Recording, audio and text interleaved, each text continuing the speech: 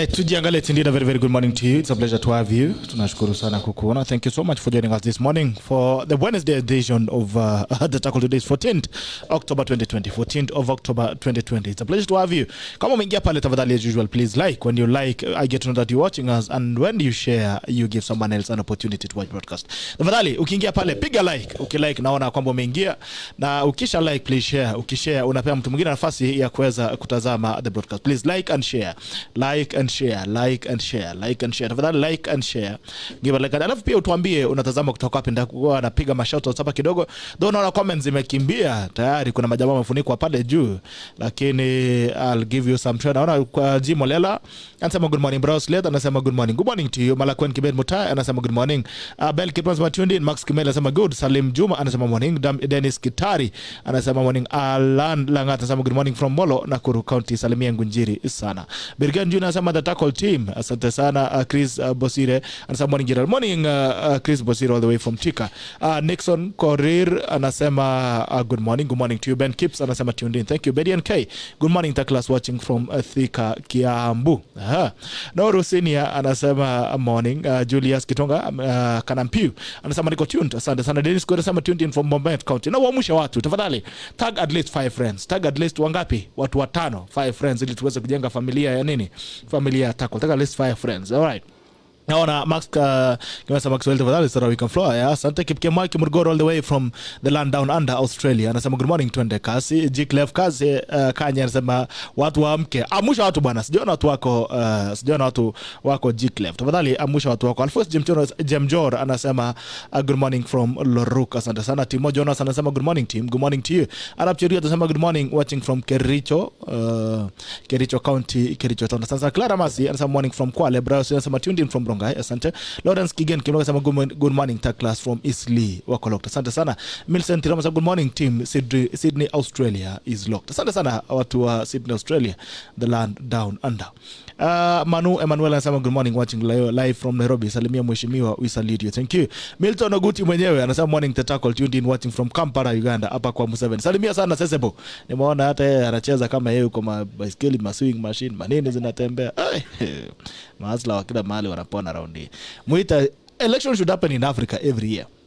Muita Mwangi anasema morning. George Kibra anasema morning Gerald, good job watching you from Machakos Kinani Matatani. Asante sana. Salimia watu wa Masaku.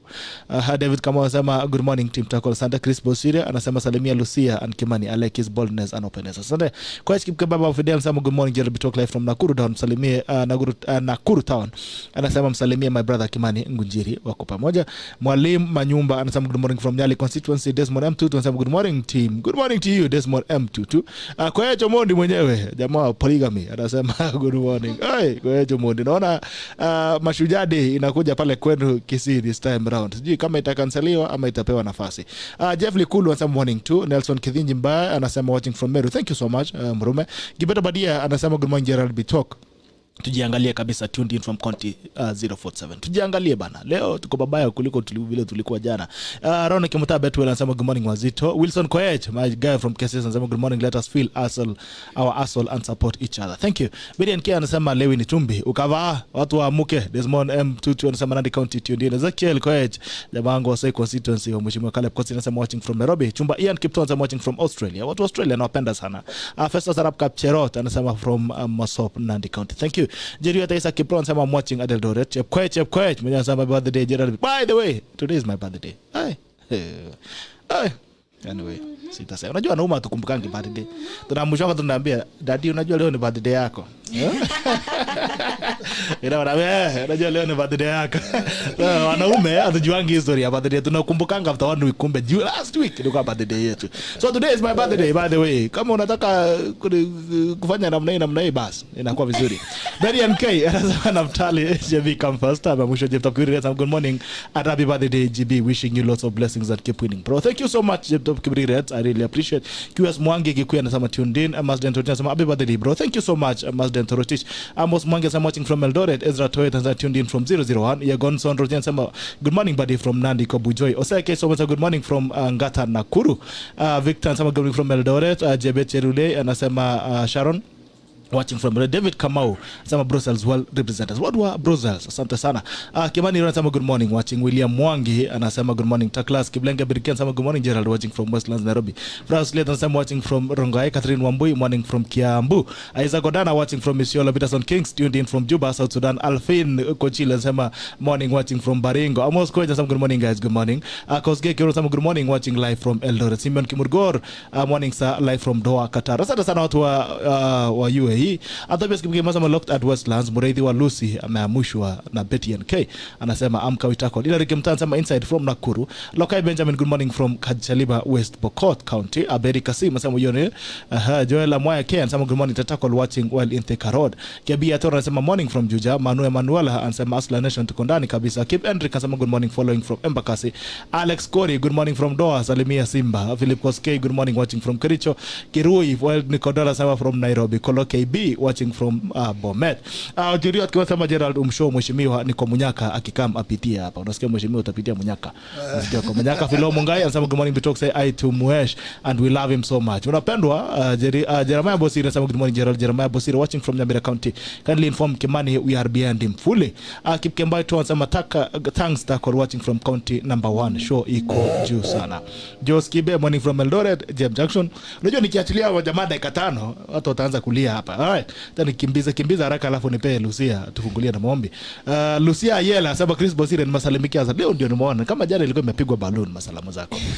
Mabron Kisungo Junior anasema good morning following from Muranga. Ila Kimtai karibu in the house chairman. Kimani Steve Flames Lemton good morning Ruto Tosha Thika.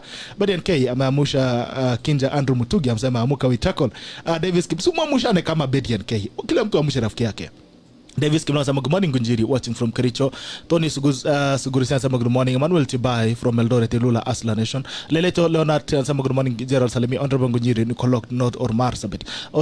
Siebe David sama tuned in already. Nyux Njonjo sama tuned in from Lemuru good morning.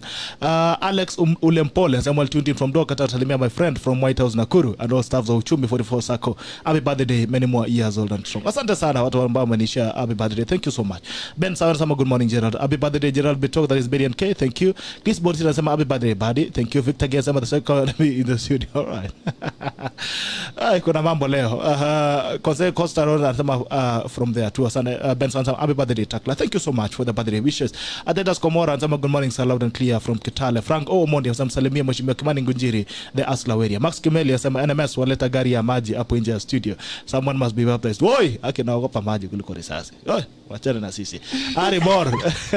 Aribor mwenyewe anasema Aribor from Westlands. Asante sana jamaa wetu wa story atakuwa anatupigia show noma hapa. Taklas Clark Victor Koila anasema the Tackle Clark. Asante sana Clark. Kimngati CL Msafiri anasema good morning wasema day happy birthday hata yangu ilisha bila kujua. Wanaume tuko na shida by the way.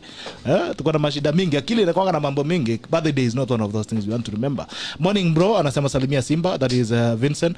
Boas anasema tuned in from 029 happy birthday. Thank you Addison Barsawa anasema good morning and happy birthday my incoming MP. Thank you so much Addison Barmasop. Tess Jones anasema happy birthday Gerald Bitok. Thank you Fonives Washira and Jamgea Washira. Aroni Kim Tansa watching from Eldoret. Happy birthday, sir. Thank you. Weekly for Tieno Monday. Good morning and happy birthday. Elvis Kelly tuned in from Kapsa Salimia Ngunjiri and happy birthday Kiongoja. Sana Tristan Dungu happy birthday tuned in from Dagoretti. Joan Javet Kimesema I'm watching from Sydney. Asante sana watu wa Sydney, Australia. Sydney ni Canada ama ni Australia? That's Canada. Berian K naona ameamusha Gavana P Mushendo kutoka Ndeya. Monalas Constance watching from EMC. Elvis Ray Sang I'm watching from Sisibo.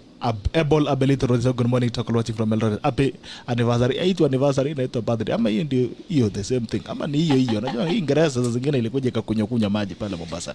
Gavana P Mushendo sama tuned in ambaye Muiro Charles watching from Mombasa good morning. Good morning only that is Musero anasema good morning only in Barcelona watching. Watu wa Barcelona. Gavana Joseph wa Mashanza good morning from Embu Mbeere. Asante sana.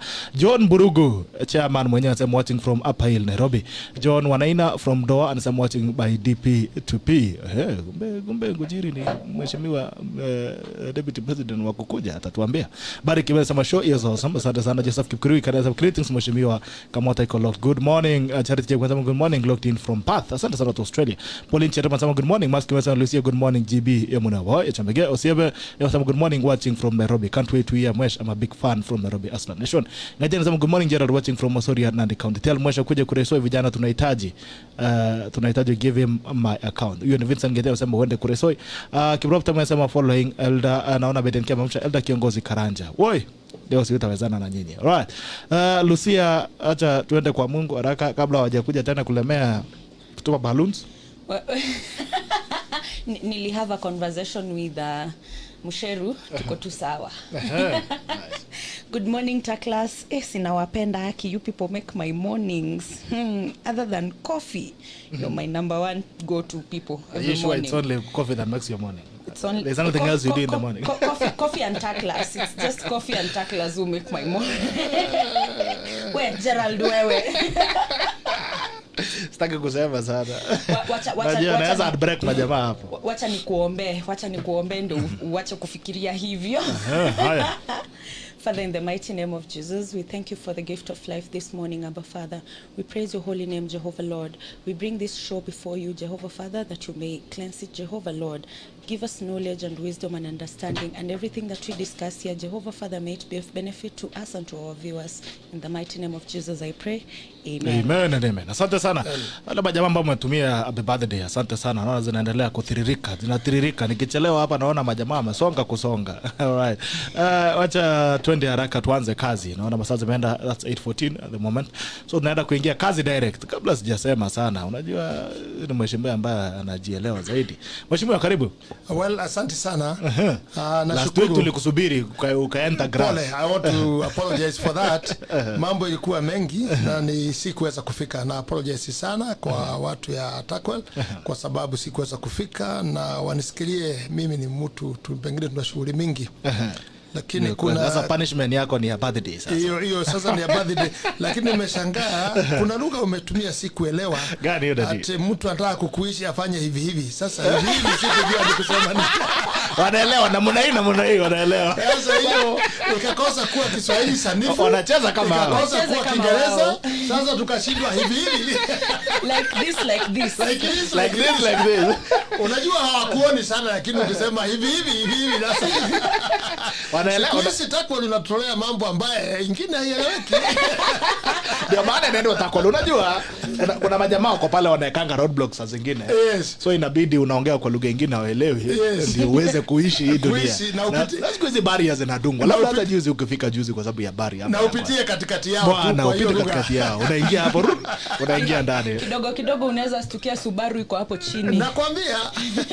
Na kwanza unajua mheshimiwa wako hapa leo, chances ya kuonekana na Subaru iko hali very high. Lakini nzuri anajua vile ana deal na mazubaru vile zinakojaga. I know. Yeah, but it's a pleasure to have you, sir. Naona kuna takla hapa amenipatia jina.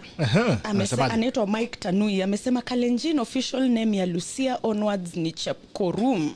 Ati Chepkorum. Hiyo ni mtu hatari. Unamaanisha nini Chepkorum? Chepkorum ni mtu hatari.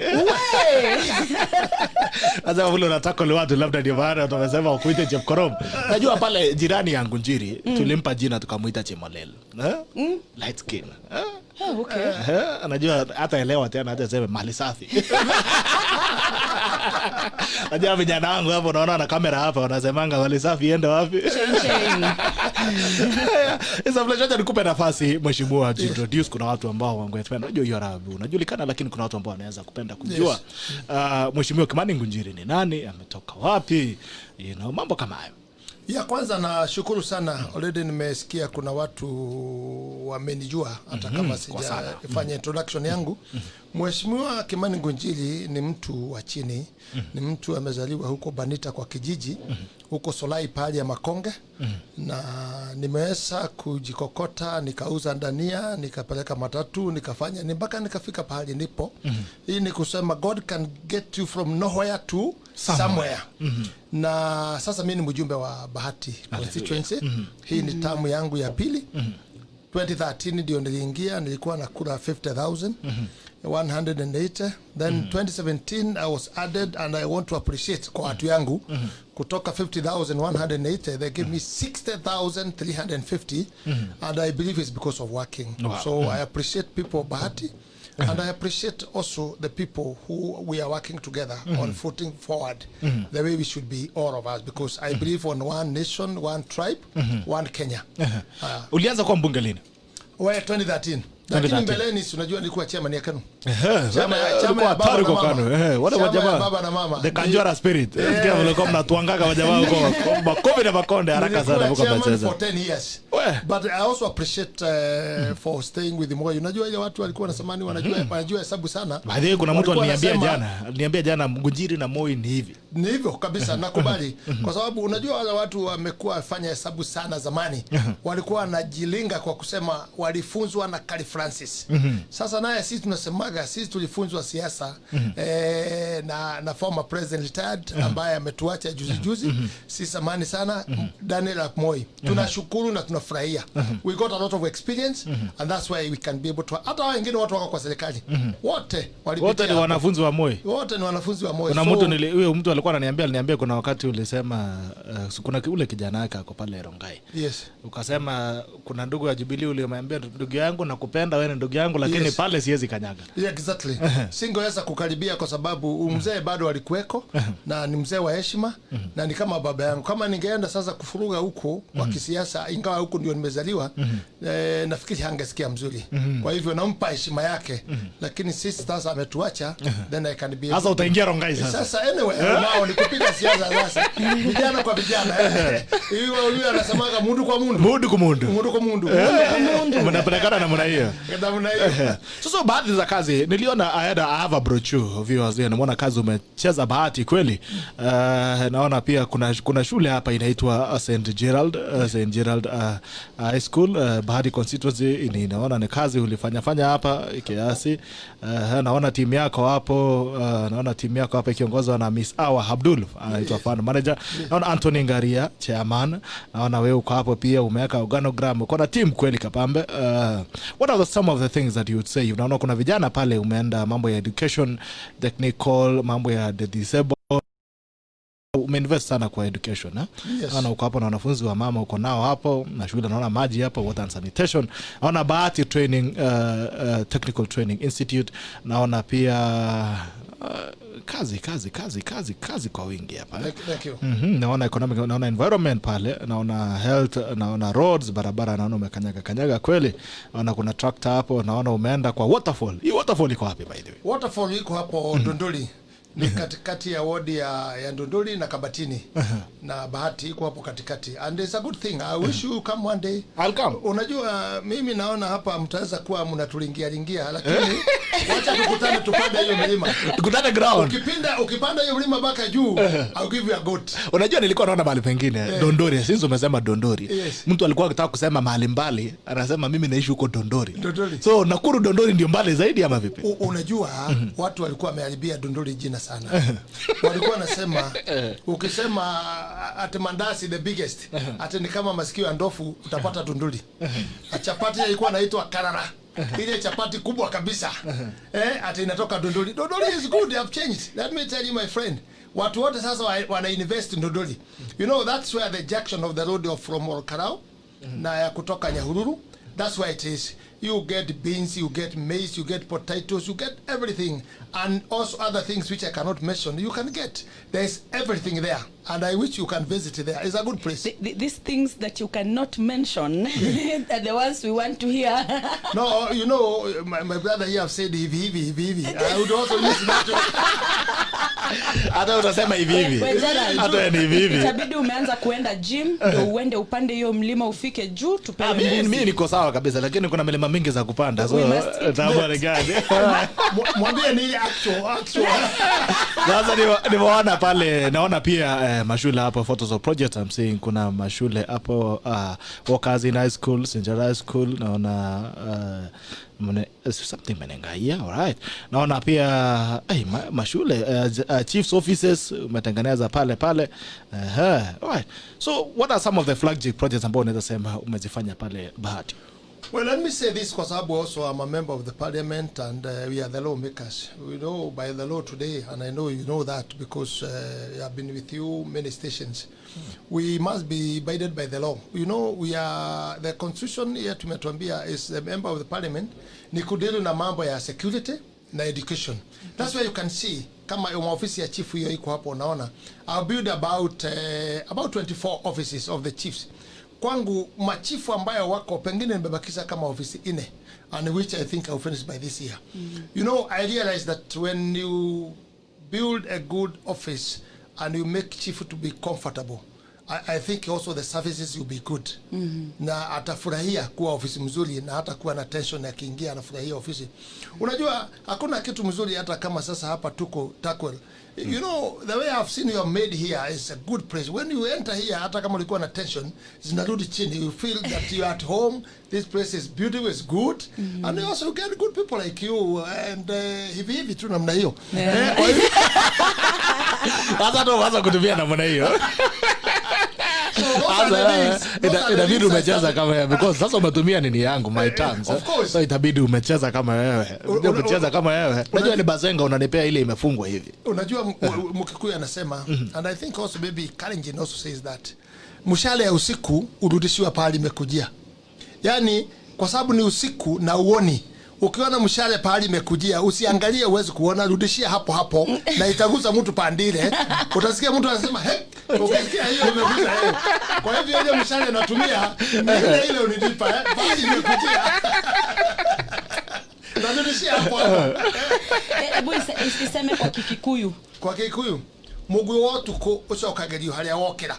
Oh, you know, in mother tongue, things can sound very savage or very beautiful. Yes. And then iyo beauty or littleness of it inakuanga lost in translation. Lakini unajua sisi ile watu tulizaliwa miaka hiyo ya hivi. Unajua tunachanganya Kiswahili, Kizungu, Kikuyu, Kikalenjin, Kiluya, yote iko ndogo ndogo tunaweka huko ndani na watu wanamna hii. Kumbe kila mtu ana mambo yake. Sasa unaonaje hii mambo ya sheria? Niliona kuna sheria pale imewekwa ya kwamba nyinyi amkubaliwi kufanya mikutano mahali fulani ama amkubaliwi kwenda. Niliona Murang'a pale mambo kiliumana Kisii na maana mmekatazwa barua. Pale Western pia niliona mmekatazwa barua. Wamesema ya kwamba nyinyi ndio mnaleta vujo. Sijui kama ni ukweli ama ni urongo. Unajua my brother, tuko kwa siasa na unajua kuna Kiswahili inasema nugu huona kundule la mwenzake halioni kundule lake. So wengi wanaona wale wengine lakini hawajioni hawa wenyewe, kwa sababu mambo ya kukataza kitu kama mikutano, wewe unajua it's against the constitution, it's against the law, kwa sababu you are supposed just to inform, not permit, but just to inform, which is very important, because when you inform the security, they will notify, they will be able to, them on their line, they can be able to check and to see and to be allowed maybe to see anything is happening in the good way. That's the law which is there. But I'm happy for now because the 2 meetings in Kisii, the deputy president has been given a permit to continue. But I think the most important thing, it is to notify the police, we shall be this and this place and this day, kwa sababu nayo waarifu bado ni wengi. Na saa hii tuenda transition, haiwezi kosa hiyo mambo ya kuwa na shida za hapa na pale, lakini kuna mambo mengine ambaye ni mambo magumu, na umetaja mambo ya Murang'a. There is a problem and you have given me a good opportunity. There are things I have not talked with anybody and I would like to talk it today. I have realized mazishi yao vijana itafanywa I think on Friday. And I've realized somebody have called me from Meru, told me that they have been mobilized to come in that funeral. Na every county inaleta watu 100. I was shocked. Why? And what is the problem? I also realized there are some youth wameitwa. Wanaitwa Gema Youth Forum something. Wameitwa 300 kwenda hiyo mazishi. And every county the government is mobilizing through Mount Kenya Foundation na wanapelekwa kwa hiyo mazishi. My question comes today and I want to share with the Kenyans. What is the big deal ya kuokota watu all county? Is that not politics? Is that not incitement now? What do the government want to prove on that? Taking people in the funeral ya vijana wawili ambaye it is sad. Kuliko twende tuomboleze na watu ya huku wenyewe waomboleze kwa watoto yao. Then now inakuwa mobilized watu kwenda kwa hiyo mazishi. My friend, this is a question we need to ask ourselves. What is going on and what is it? These are the things we are rejecting and saying there is a problem. And I think we need to obey the law. Kupeleka watu huko sasa ni kusemekana itakuwa na watu kama 2,000, 3,000. hiyo ni nini? It is might be incitement. Yeah.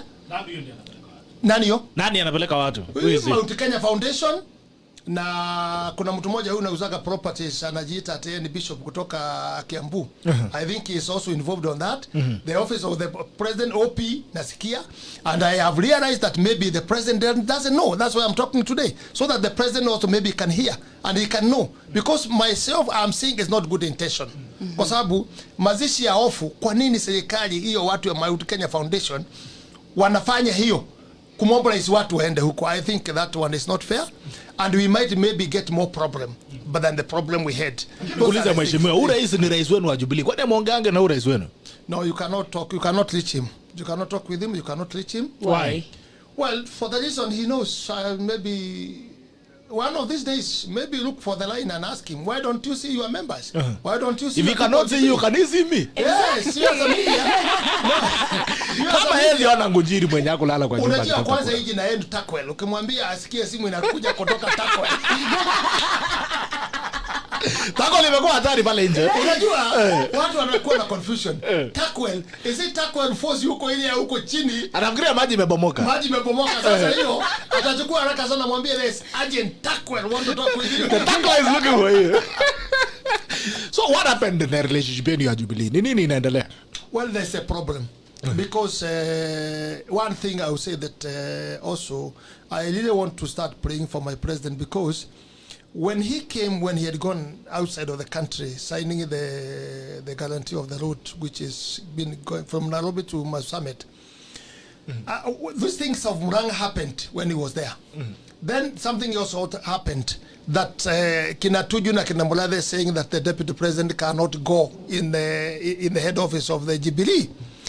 And I thought these two things, to me, are serious issues. Ni mambo nyeti ambaye angekuja kwanza before anything. If it was me, ningekuja kwanza niende mpaka Murang'a, nifanye mkutano warning people. Hizo groups ya Sabina na nani na nini, I don't want to hear this. Kina Dede Nyoro wote waitwe pamoja, they are under Jubilee, awambie hapa imefanyika kifo wakati nilikuwa nje. What's happening? I don't want to hear anything like that. That's one I thought he would say. Second, nilifikiria atazungumza mambo ya Jubilee, kwa sababu Tuju mfanyikazi ameandikwa na Kina Murathe kusema deputy president of this country, deputy party leader, that he cannot go in that office. Wajumbe hawezi kwenda, ambaye tunalipa 10,000 every month, tunakatwa kwa mshahara, we pay for that office. So it is unbelievable that now it's like now you have workers here. My friend, ufike kwa mlango hapo uambiwe wewe huwezi ingia Takwel. Na wewe mwenyewe ndio Takwel. Sasa si mambo italeta crashes. Italeta crashes, nikwambie. Watu wa Takwel yuko kwa maji watakuja. Watajua. Watasema labda demu ya Takwel itapasuka. Then they come rushing. So I Takwel umeanza kuiogopa sana. Takwel imefanya nini?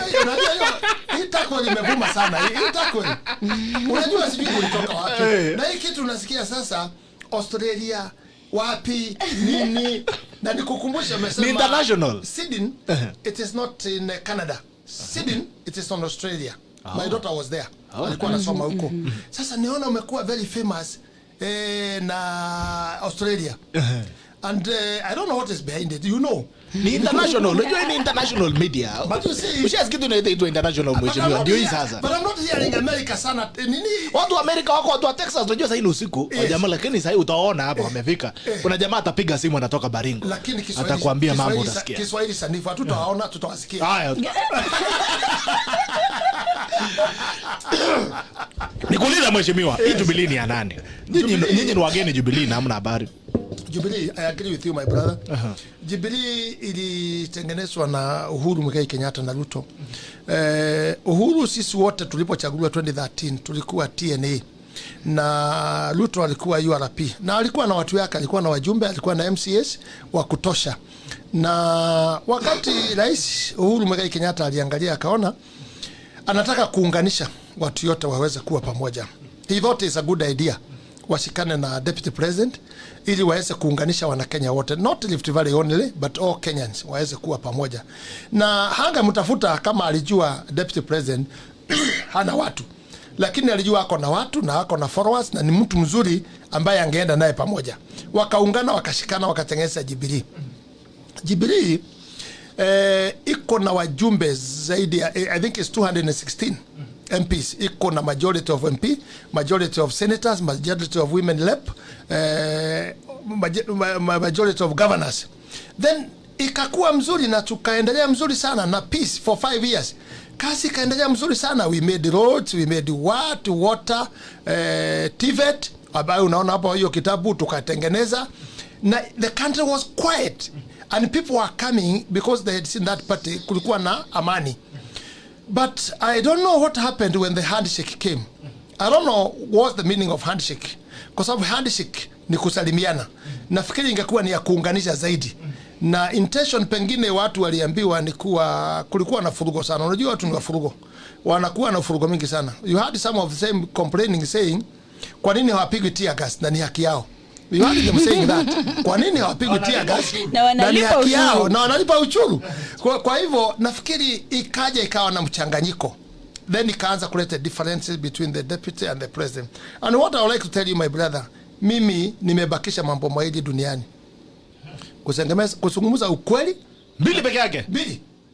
Kuzungumza ukweli na kujipanga kwenda mbinguni. Haya. Of course na mambo mengine dogo dogo hivi ya kukuja takwel na kwenda namna hii hiyo kidogo. Lakini muhimu ni mbili. Muhimu ni mbili. Ya kusema ukweli na kujipanga kwenda mbinguni. Safari ya wapi? Ya mbinguni. Kwa dogo kwa baba. Kwa sababu mimi ni mtarajiwa. Hata wewe ni mtarajiwa. Mtarajiwa ya kwenda. Usiseme kabisa kabla sijakula birthday leo. Although unajua ukisema hiyo nasema not now. Also I'm not saying it's now but one day it will happen. Then tukawa tumekaa mzuri na watu wengine wanadanganyana wanasema hapana. Deputy na president they are together. Deputy na president hakuna utofauti. No, it's not good to lie people. There is a problem.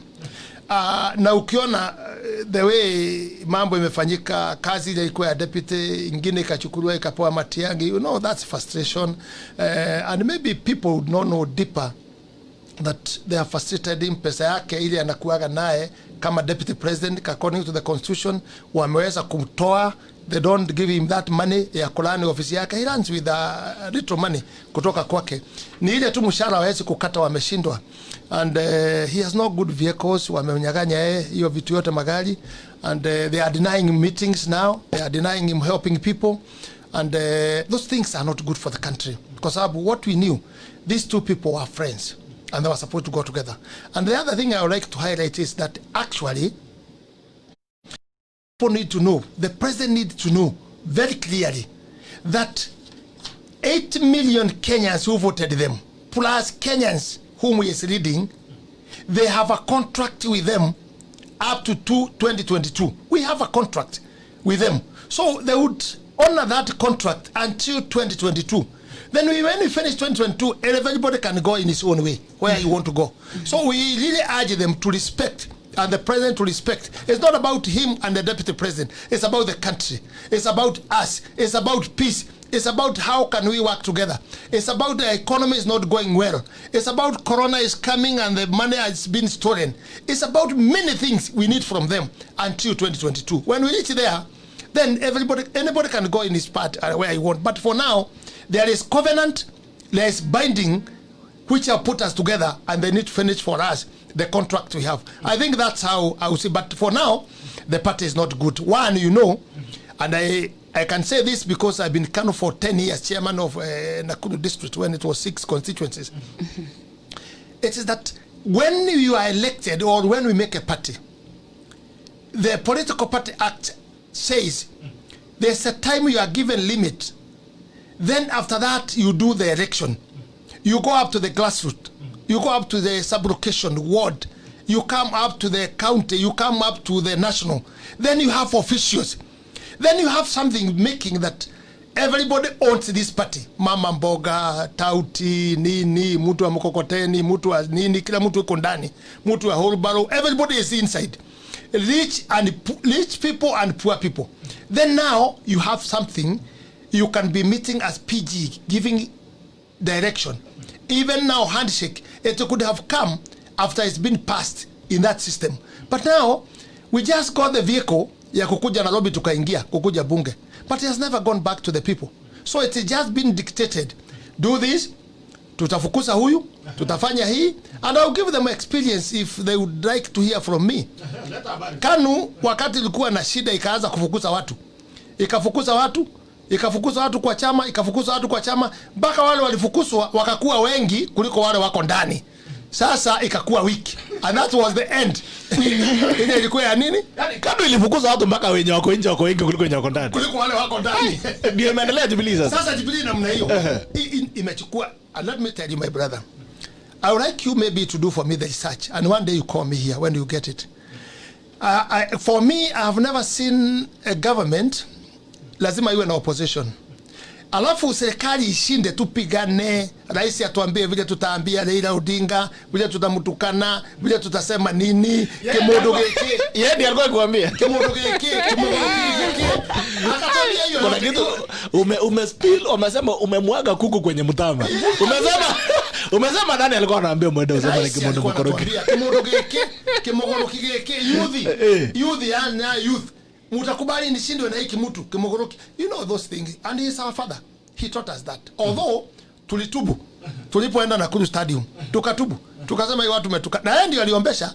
Kwa hivyo alijua what he was telling us, na vile aliombesha akasema tunaomba msamaha, hii watu tumetukanana na hawa, lakini Mungu tunakuomba utusamehe na utupe ushindi, na ukitupa ushindi tutarudi hapa na hiyo ushindi haitakuwa yetu, itakuwa yako, na utakuja kusema asante. We have never done that. Alafu mkarudi tena kwa matusi siku yenye ilifuata.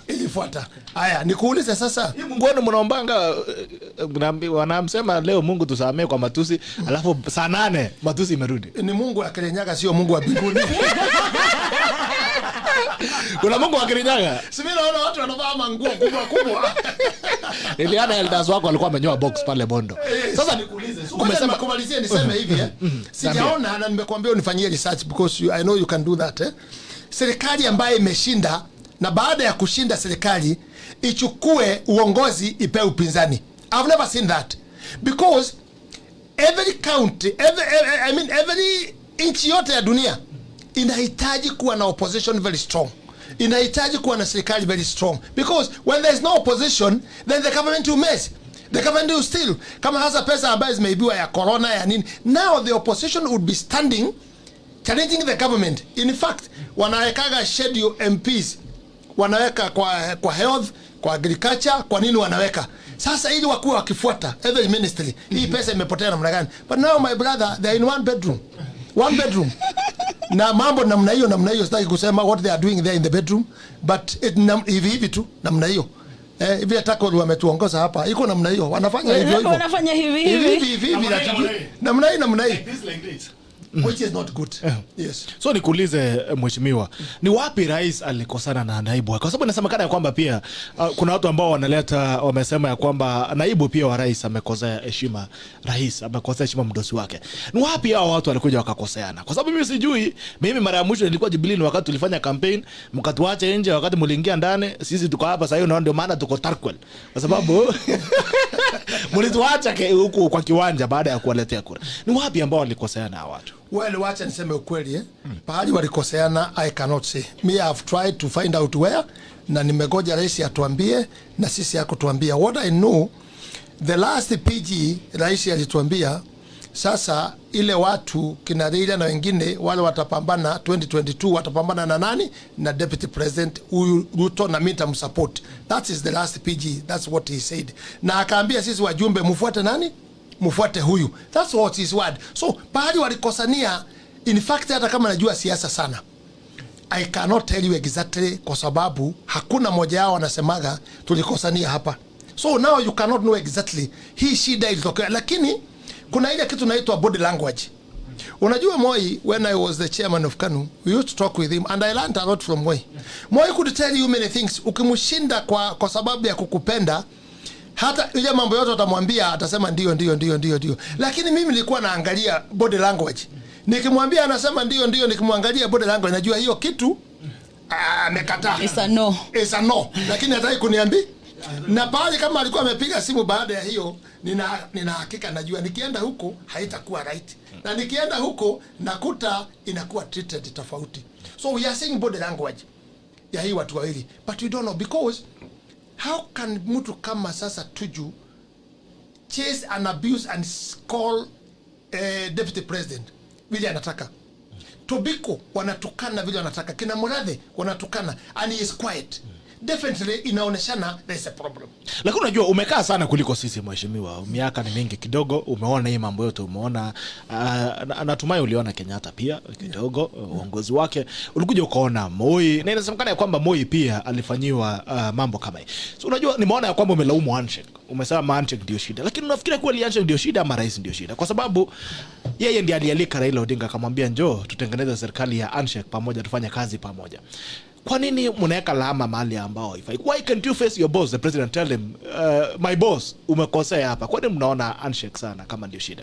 Kwa sababu hakuna vile Raila angekuja kwa serikali kama Uhuru angekuwa amemwalika. Let me say this, that's a direct question. I agree with you. And I want to say actually ni ile tunaona kuelekesha mishale pande nyingine, lakini actually the problem is the president. Kwa sababu Raila Odinga, we cannot blame him. He's not the president. He's not the government. Lakini yule aliyoalika ni president. Ule amenyamaza watu wakitukana deputy president, wakipiga watu na tear gas, wakiumiza watu, wakiua watu huko Murang'a, watu ambaye walipigia Jubilee as the president. Actually, I agree with you 100%. Hiyo takwel umeongea. Mbeleni huko umeongea. Nimetakwel vizuri. Sasa kwa nini amutakwel mdosi yenu? Sasa tutatakwel namna gani? You know ni mdosi. Na unajua ana upanga. Unajua ufalme ukipeana na peana kwa napanga. Na unajua ndio mkubwa wa majeshi. Sasa you cannot go head on. What we can do ni kutangatanga na kulialia huko nje, tukitangatanga tuone kama atasikia. So historia anasikia kama fununu. Anasikia kama fununu hata. Unajua sasa nafikiri huko ilifungwa na yeye akaweka hizi vitu hizi mnaekaa kwa masikio hii. Unajua ukienda kwa ndege kuna kitu unaekaa kwa masikio kwa sababu ya sound. Earplugs. Plug inaitwa Earplugs. Unajua namna hiyo amesema. Sasa naweka hiyo uwezi kusikia kutoka nje ni kitu gani inaendelea. Nafikiri aliingia huko na akaweka hiyo nini. I remember one day when he was just elected and we went there in the State House, and he said something very interesting, and he was a very good person. I don't know what happened. Alisema unajua hapa sasa mimi nazoea kukaa na watu, nazoea kuzungumza na watu, kutembea. Sasa hapa Ngunjiri nilikuja iko shida. Mimi nasikia roja hata mtu kuingia hapa lazima ikuwe ni roja, lakini tutatafuta njia namna hiyo tutakuwa tukionana, lakini haikuwezekana. I think it's a problem, and let me tell you the solution of everything is to talk. Lakini mheshimiwa ulikataa kwenda PG meeting pale State House. Nini ilikuwa imeendelea? Wapi? Ulikataa kwenda kule State House, mulito State House ama ilikuwa KICC? Ukasema uendi. KICC ndio alisema siendi. Kwa nini hukuenda? Naogopa kutukanwa. Hata mliambiwa nini mara ya mwisho mlionekana? PG ya mwisho hata sasa kama tungekuwa na wewe ningesema, lakini kwa sababu mrembo hiyo wako hapa siwezi kusema. Hiyo neno ni mzito sana. Kwa nini mimi ninafichwa hii story? Pia mimi nataka kujua. Ni namna hii kwa sababu unajua kuna lugha baba yake alikuwa akizoea. Na hiyo lugha ni mzito sana.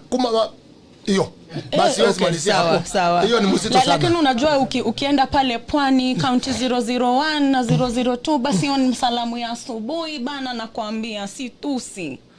Basi nitaenda huko. Inafaa uende useme.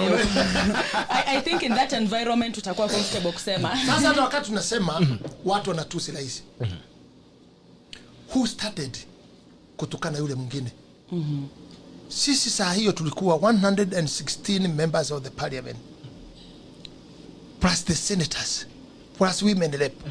When he said that, who started abusing who? Na sisi tukaficha yeye. Hatukubali kuzungumza vile amesema. Until now is when we are trying to say, to justify, sio sisi peke yetu, yeye ndio alituonesha fanya nini? Haya matusi. You know, when you respect yourself, you be respected. Let me tell you about Mwai Kibaki.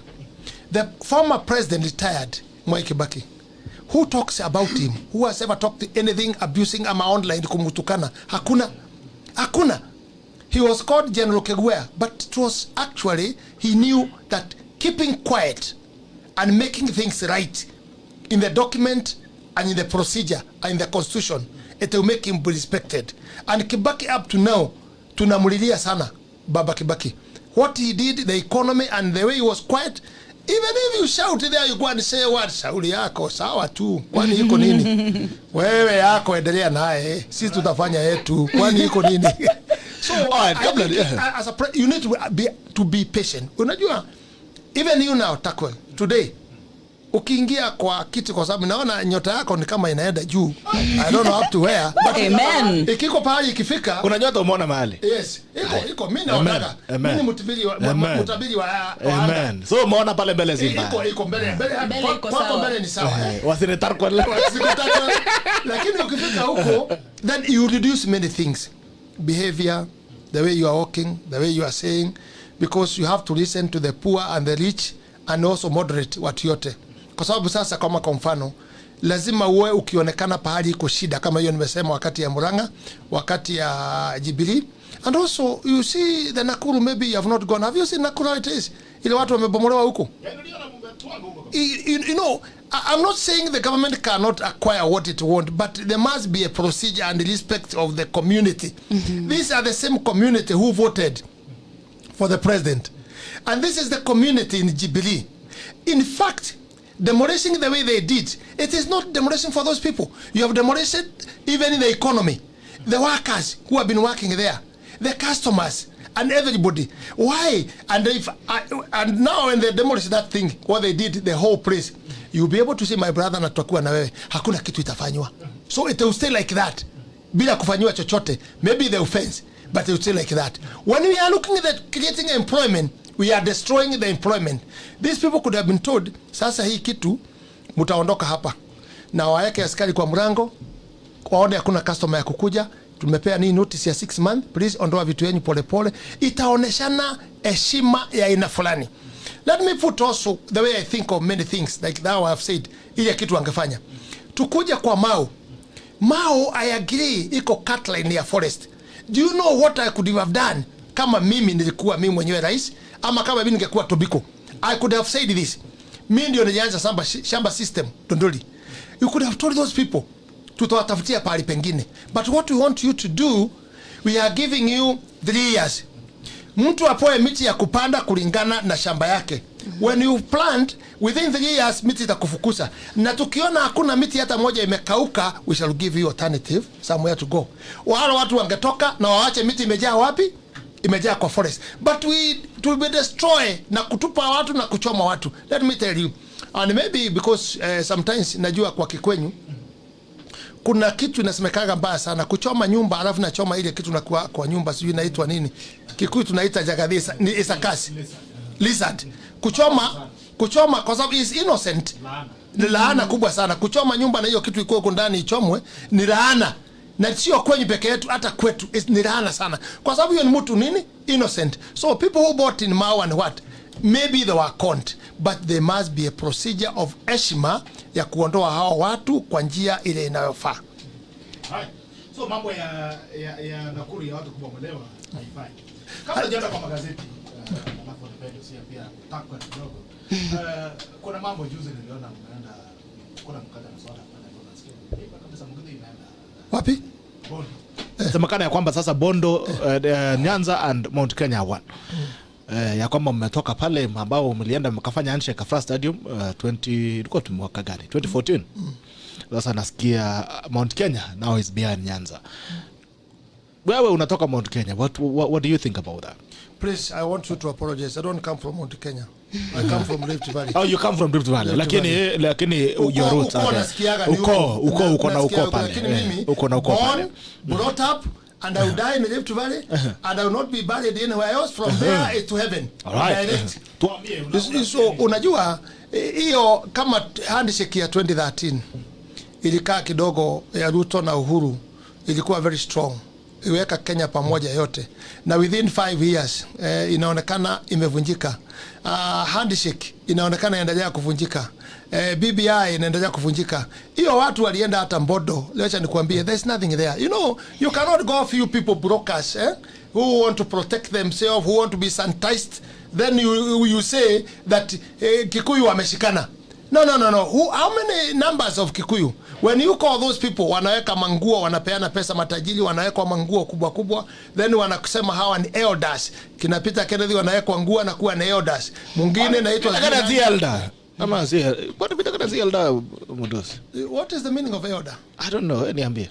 Kwa sababu ni watu wako. Elder inafaa kaya aje? Niliona wengine walikuwa wamenyoa box. Watu yangu ni wewe. Umekuwa kama Yesu. Yesu alikuja akaambiwa na mama yake alifika na ndugu zake. Wakafika pale nje wakasema mwende mtuitie Yesu, ambieni mama yake na ndugu zake wanamuita hapa nje kidogo. Alikuja akaambia Yesu akaambia Moses, unajua sasa vile mtu wako anakujanga na akaambia mheshimiwa unaitwa pale nje na mama yako na ndugu zako. Yesu akawaambia ndugu zangu na mama zangu ni wale wako hapa ndani. So ndio umeona kama umesema ya kwamba wale si hapa ndani. Na vizuri sana kwa watu wako ndio tukutakwa. Alright. The question is, kuna kitu nataka kukuuliza. Sababu nimekuuliza hivyo ni kwa sababu ya uundaji wa siasa ya Kenya. If you look at the way the Kenyan politics inakuwa constituted.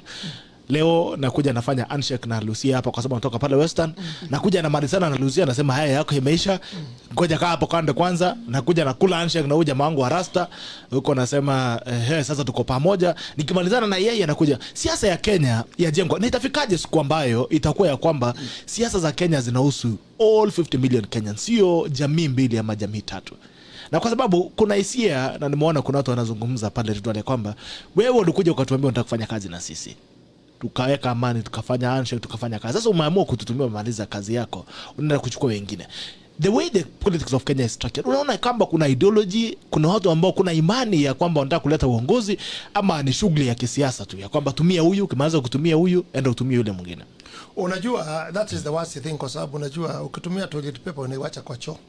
Then unapiga brush inaenda. I think that's how the politics of the country is going because tunahitaji tuwe na utu. And when the people will accept that Kenyans, we are one nation, one people, is when we shall be able to grow. Because unaona hii mambo ya deputy president hii anafanya ya hustlers kusaidia watu chini. You know, when that nation will be built from the ground, hiyo mtu ya mama wa basket, huyo mama wa hurbaru, huyo mama wa mkokoteni, huyo mama wa kioski, huyo mama wa mama mboga, those are the community ambaye hawana ukabila. Ukabila inaletwa na wale wadosi, wale wanataka viti, wanagawanya watu. Kwa mfano, wakati handshake ya 2013 ya Uhuru na Ruto, you know very well, sisi tulingangana sana watu wa Rift Valley wakati Uhuru alikuja huko. Na kuenda Central, alikuja Rift Valley. And that's why we insist, Rift Valley is the place of peace. Uhuru hakuunganisha kusema washikane na Ruto akienda Central. Alikuja Nakuru Geshea on his farm. Na tukazungumza hayo mambo. Ruto naye akakuja hapo kwa Lokoriu, the opposite. Wakalenjini wakaongea, hakuenda Kericho, hakuenda Nandi, hakuenda that's why he came. That's why you can understand that is the bearing of the peace in Nakuru. And you see, when we agreed, nobody had agreed that kweli handshake nilikuweko mimi. Handshake ya Uhuru na Ruto itafanya kazi. Kwa sababu sisi wale tulikuwa jamii kama Wakikuyu Rift Valley tusema, hii watu tumepigana nao juzi. What are you telling us? Tumekuwa na shida. Wakalenjin nao wakasema, hii watu naye tulipigana juzi. What are you telling us? In fact, Uhuru Muigai Kenyatta tukamwambia, you do it. Kwa sababu na alituambia sisi wenyewe, you can choose a friend but you cannot choose a neighbor. Na tukaona it's a fact. Na akatuambia hii watu lazima mkae nao pamoja. And we agreed. Ruto naye walipoenda kwa Kalenjin walikanyaga kwa ceiling. Wakasema hapana, sisi hatuwezi shikana na hawa watu. Na alitumia lugha ya kusema maji haiwezi enda Mount Kenya. That means that the power cannot go there. What ni language gani deputy president alifanya? Ndio mimi namheshimu sana. Alisema hata kama ni kutumia pump, tutatumia pump generator mpaka maji yaende nini Mount Kenya. These people must stay together. When you see now it's being broken, and that's why I agree with you. Kama inavunjika sasa, hata hii ingine inakuja na ingine inakuja itavunjika. What we need is what the deputy president is doing, and I agree with him. Wakati watu wanarukaruka akisema hurbaru, let me tell you, matajiri wanashindwa hurbaru ni nini? Lila Odinga na grupu yake wanashindwa hurbaru ni nini? Let me tell you, wameenda hapo Gekomba, umeona pahali watu wanapiga hiyo mandoo wakitengeneza hurbaru hapo. Hao sio watu, Hao ni watu wanatengeneza hizo vitu hapo, na wakitengeneza wamechukua material kwa factory. Factory inapata pesa yake, hiyo ni wadosi. Lakini hawa wananunua, wanakuja wanapiga mabati, hata mzee wanatengeneza wheelbarrow, anapata haki yake. Wheelbarrow hiyo ukitoka hapo inaenda kufanya biashara na mtu ambaye mnaona matunda wanabeba everywhere, anatumia wheelbarrow. Nikupe mfano mmoja. Nilikuwa nakuru, mama moja wakaniona nikizungumza, wakakuja pahali alikuwa na ndoo. Na mama alinipea ushahidi huyu, akasema hivi, mimi niko na watoto 5. Na hiyo watoto 5 ninakomboa nyumba hapa Nakuru. Na unaona pia mimi navaa. Na mimi nauzaga hii ndoo moja ama ndoo mbili 400 shillings. Wakati kuna biashara napataka hata 1000. My friend, if you calculate hiyo ni basket ile ya white, ile inakuwa na mananasi na nini ndani, ni 400 anatengeneza per day. How much is 400 per day? Amejiajiri, ana watoto 5. Lakini watu wanadharau basket, hata hawaioni, wanadharau baka wheelbarrow. Akaniambia mimi nataka nitoke hapa nikuwe na wheelbarrow, uende waambie hasura, ndio nikuwe nikibeba vitu yangu mingi bila kurudia. Tukienda soko asubuhi wholesale na nunua ikiwa yote. Lakini sasa hii nanunuaga ni kidogo, ikijaa nikirudi huko nakuta vitu imepanda.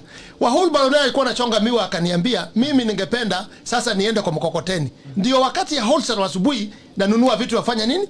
Vitu wa kutosha. Let's not ignore those person. If you want to unite country, if you want to unite Kenya, let's think about the poor person now. And when we unite him, ukabila itakosa. And let me tell you also my projection, and that's why I agree with the DP. The economy will not be grown by the rich people. The economy itakuzwa na hao mtu ya chini. Let me tell you today, unaona bodaboda. Bodaboda wameamusha economy in a big way. Just imagine mafuta ngapi wanabeba. Wanakunywa padi. Just imagine mizigo ngapi wanapeleka pahali angali haijafika. Mama ya kulea kuku, mama ya kulea ng'ombe, anapata fertilizer, wanapeleka mpaka kwa milima juu. They have grown this economy of this country. If you want this economy to grow, ile pesa nyingi inakuja inaibiwa, iende kwa chini na hakuna wizi itakuwa kwa huko kwa hasara huko chini. Then we build nation, one nation. Na hiyo watu wana ukabila. Wanunue baro mingi. Kila mtu kwa sababu akiwa na basket, unajua akiwa na basket, hajui anauzia nani? Anasema basket yangu ni kabila yangu. Customer yangu ni kabila yangu. You see, that's how we can finish this tribalism. Lucia atakwambia mambo ya wheelbarrow. Lucia? Nakuja kwa hiyo maneno ya wheelbarrow, lakini nataka kuanza huko from the top. Anzia mahali ulikuwa. Wakati mli decide kuform Jubilee, when you merged TNA na URP and all these other small parties that came, kulikuwa na mikakati yenye mlika. Did you sit down and agree on terms of reference as people who were coming together to form a united front? And if you did, what are these terms of reference? Also, growing up, nilikuwa naambiwa kuna maneno ingine ni maneno ya nyumba haufai kutoa nje. And you know, as Africans, we never saw our parents hugging, kissing, but we saw babies. Yes. And we also never saw our parents fighting, but at times they fought. Yes. Sasa, where is the logic in these two gentlemen wakitoa maneno ya nyumba nje? Does it make sense? Does it mean that Jubilee Party has no dialogue mechanisms for internal dialogue mechanisms? Because kwa nyumba ukikosana na mke wako, there's a dialogue mechanism. Atakufuria, you know, but in the morning bado atakupikia breakfast, she'll iron your shirt, you know, there's things that she'll do because she's your wife. So, and that's what you do. Do you have dialogue mechanisms in Jubilee Party? 2, if dialogue mechanisms fail, do you have disciplinary measures in Jubilee Party? Let me say this. Umezungumza mambo nyeti sana. And nimeona vile una tackle, hata wewe tukua kwa nyumba mzee mkikosana, you can tackle mpaka iweze kuwa mambo ni mazuri. I agree with you 100% mami. Let me tell you, when we came to it was about 13 parties tukakuja pamoja.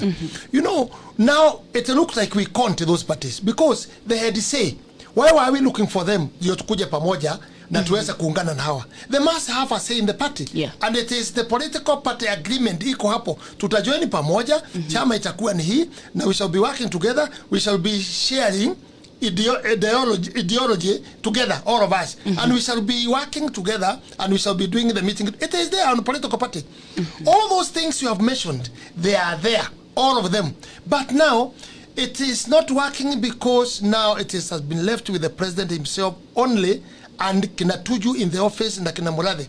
the people who are employed by the party, the people who don't pay any shilling to the party, the people who have been given to be minister without portfolio, just giving them big name. You know, that is the problem. Ile tuko nayo. I agree with you, Mami. You have asked a very, very valid point. Why did you come together? Did you have something to bide you? It was, and it is there. But it is safe. It's in a safe custody, the president himself. And that's why I agree with my brother the way you have asked me here. I agree the party, the leader Odinga, the handshake, the nini, the problem is our president. And we need to pray for him. Ili pengine afunguke macho, aweze kuona it is too late. Muhesh, sidhani maombi hapa itasaidia. No, maombi, let me tell you one thing. Maombi, and I said, and maybe you have not asked me that question. Mimi mtu wa kwanza ni inject nikasema hiyo maombi, it is fake. Ni maombi. I agree on that one with you. Yes, I agree. Totally Nikasema agree. hiyo maombi ni fake. Why was I fake? Kwa nini hii bishop wa Catholic wa Nyeri ni yeye tu anakuwa mambo yote ya State House anaongoza? Hakuna mtu mwingine? Did you see AIC there? Did you see PCA there? Many people are not there. Eh? Bishop Kariuki, ulimuona hapo. Many people are not there. Kwa sababu these are selected people, and there are people who are psychophant. I'm sorry to call the bishops that way, psychophant, because let me tell you, mtu ya Mungu ni kusungumuza ukweli. Let me tell you, they could have stood there na challenge bishop huyu kutoka archbishop kutoka Nyeri huyu Catholic, because angasimama aseme we have come here to unite this country. And we are here for prayer ya kuunite hii nchi vile umetweeta president.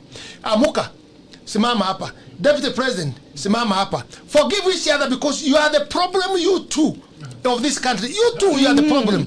Can you unite? Can you give musalimiane na musameane? Let me tell you, the country would be have come to... Wacha nikuambie, although I don't drink, wale wanakunywa wangekunywa mpaka asubuhi. Kwa sababu wangeona baba na mama wamerudiana, nchi imekuwa na nini?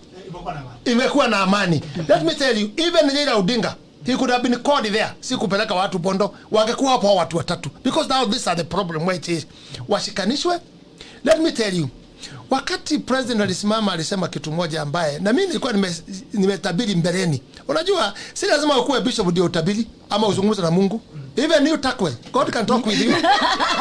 And now God is talking with you. That's amwambia mtengeneze Takwel. So mbona tumeanza kwa maombi? You talk with God. Mimi naona hii Takwel itaenda mbali kwa sababu inaanza na maombi. Let me tell you, before anything, utafuta ufalme wa mbinguni kwanza kabla upate kitu kingine yote. Let me tell you, the president said aliposimama, tunaambiwa. Are you getting that? Kiswahili na my sister unajua Kiswahili sana. Tunaambiwa tusameheane. Tunaambiwa. So it was not from his heart. It was from what they have been told. Na hiyo akasema ule amenikosea na msamehe, na ule naye amefanya nini nimemsamehea, lakini the person neighbor, jirani ambaye tunajua ndio wako na shida na yeye, hakumsalimia, hakumwambia my friend, kama nimekukosea I'm sorry. And I know the deputy could have also said kama nimekukosea I'm sorry. Na nchi ingeungana. Baada ya kusema hivyo, walipomaliza, it is a shame. The president alienda vile anaendaga kama anaanguka namna hiyo akitalimia watu wakibaiba ili asiangalie macho ya deputy ama asimsalimie. It was fake. It was completely fake.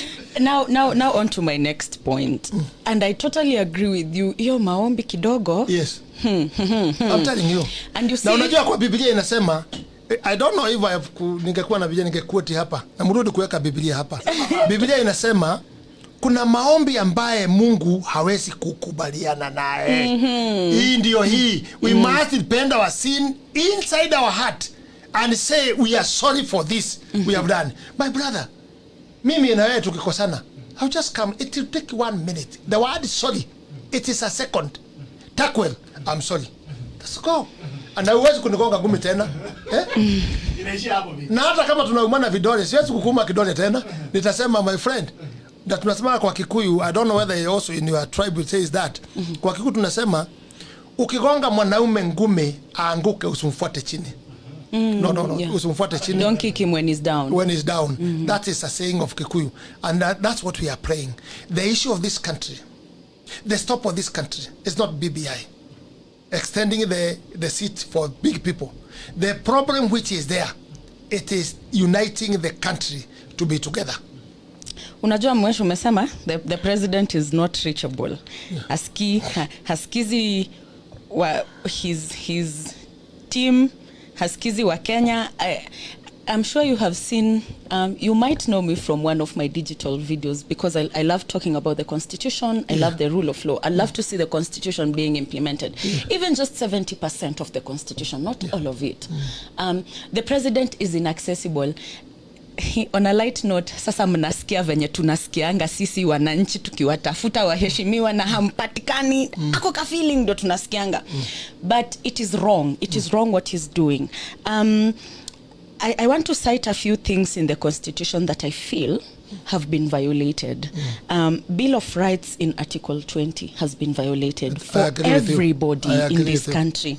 National values and principles of governance in Article 10 has also been very violated. Yes. Enforcement of Bill of Rights, Article 22. Most recently, and I think this is what you'll relate to the most, as the right of assembly, demonstration, picketing, and petition. Yes. It is being violated as we are currently speaking. It is true. As Parliament, one of your roles is oversight. Yes. What have you done? What have you done considering all these things are being meted out on you? Na tunasikianga, we have the numbers. So what have you done in Parliament against this? Because now Parliament is being is on the chopping board for failing to uphold the 2/3 gender rule, which I think is wrong, by the way. But it's been cited that it's not ground enough for dissolving Parliament. But then Parliament is also failing to carry out its oversight responsibility on the violation of the Constitution. And this brings me to the Security Amendment Bill of 2014, because the people who championed for this are the people who are suffering under the same bill right now. And the people who are not suffering under this bill have suffered before, but then they're not rectifying the bill so that it's equal and cuts across the board for everybody. Because sasa sai, people who are supporting the DP are not considered to be politically correct, and they are bearing the brunt of it. All their basic human rights are being violated. They have been stripped of their dignity also. Why is it that you cannot amend or pass policies and oversight government? Because I believe if Parliament stood today and said, the president has failed us, he has done A, B, C, which goes against our constitution and goes against the people who voted for him, don't you think the country will stand with you? Well, let me answer you, and the question is very simple, and I want to assure you, there's no Parliament now. There's no Senate. There's no Senate. Wapi? It's just a sycophant of shell. Wewe angalia siku hizi uone ni watu ngapi wanakuwa huko ndani. How many are there inside? Hakuna. The taste of the Parliament is gone. The taste of Senate is gone. You have seen, you public, the way it is behaving Senate, the way it is behaving Parliament. You saying we have a number. Which number? The number which was there. The Jubilee had a number of working very properly, and they have never turned down any bill for the president of the government. But they were turned down and was given opposition. And now what the government and the president, what he believes, is giving handout money to pass what he wants. So people now, even if you talk, you don't talk, there's no use. The people have noticed now to go in the Parliament. You just check like that and sing it, because neither you want or you don't want what you want. You use money, going to happen. And it's going to happen. So the Parliament which you come back, it is for 2022. Whoever with the president, then you agree to follow the three arms of the government. Let me tell you, the president have killed the three arms of the government. One, you look from the constitution you have mentioned to me. There's executive, there's judiciary, legislature, and Parliament. Parliament is killed. Judiciary is struggling, is crawling. So now he's just left himself alone. As the executive. As executive. If Managa is crying to see him, my friend, you are saying Takwel can call the president. It's not possible. If Chief Justice cannot get in Takwel, do miracles. Now, Mhesh, you've said a very important thing. There is no Parliament. There is no Senate. It's just a shame. So should we dissolve Parliament and just begin I had afresh? been saying this, dissolve the Parliament than before. I've been saying even before. Let's take this government back to Anjiko. So Wanjiku can elect good other people he wants. If it's MP, put new MPs who are not fighting in Muranga. If it's behavior, you have seen my book, who are not working the way. We are given 100 million. We work with 100 million. 290 MPs. Some of them you go in their places. Mashule ni ya matope. Why? This session back hapa sasa ni ya matope. We have failed. We have failed the parliament, we have failed the senate, and also the government has failed. Turudishie Wanjiko, Wanjiko wachague watu nini mpya, because the end of the day, mufanye BBI, mufanye nini, the election will be there. And if they try the way they are going to try, my friend, you can stop meetings, you can stop lege, you can stop everything, but you cannot stop revolution, my friend. And the revolution is coming. It's coming. People won't change. Let me tell you, from Kenyatta, when he died, aliwachiwa Moi kwa sababu Moi was younger. Moi, when he died, no, before even he died, when he retired, he left it to Kibaki because Kibaki was younger. Kibaki, when he left and retired, he left it to Uhuru because Uhuru was younger. Let me tell you something which you don't know. Uhuru ndio mtu ya mwisho kufunga ile watu walisaliwa before independent. He is the one going to lock. Now we are going in another generation. We now from 1962, Uhuru alizaliwa, yeye ndio amefunga lock up. Kukua president wale walizaliwa before independent. Sasa people are fighting for new generation. Ile watu walizaliwa after independent, my friend, revolution is coming. Viva! These are the people to be elected. Now. Okay. Politics of division. We see so and so ako huku, the other person is on the other side, ni matusi, and very big heavy words. Yeah. Why is it hard for you people to come together and just have politics of peace? Why is it that ukitukanwa kama politician ni lazima urudishe matusi? You know, you can choose not to, like Kibaki, you can choose to stay quiet. As a Christian, there's something I believe in. There's a type of humility that God requires of us as Christians. You know, naambianga humble yourself and the Lord will lift you up. So there is a type of humility yenye Mungu anatu require of us as Christians, and I've found out that that humility is very expensive, because it's the type of humility that will make you look very stupid in the eyes of normal men. Why is it so hard for politicians to walk the high road?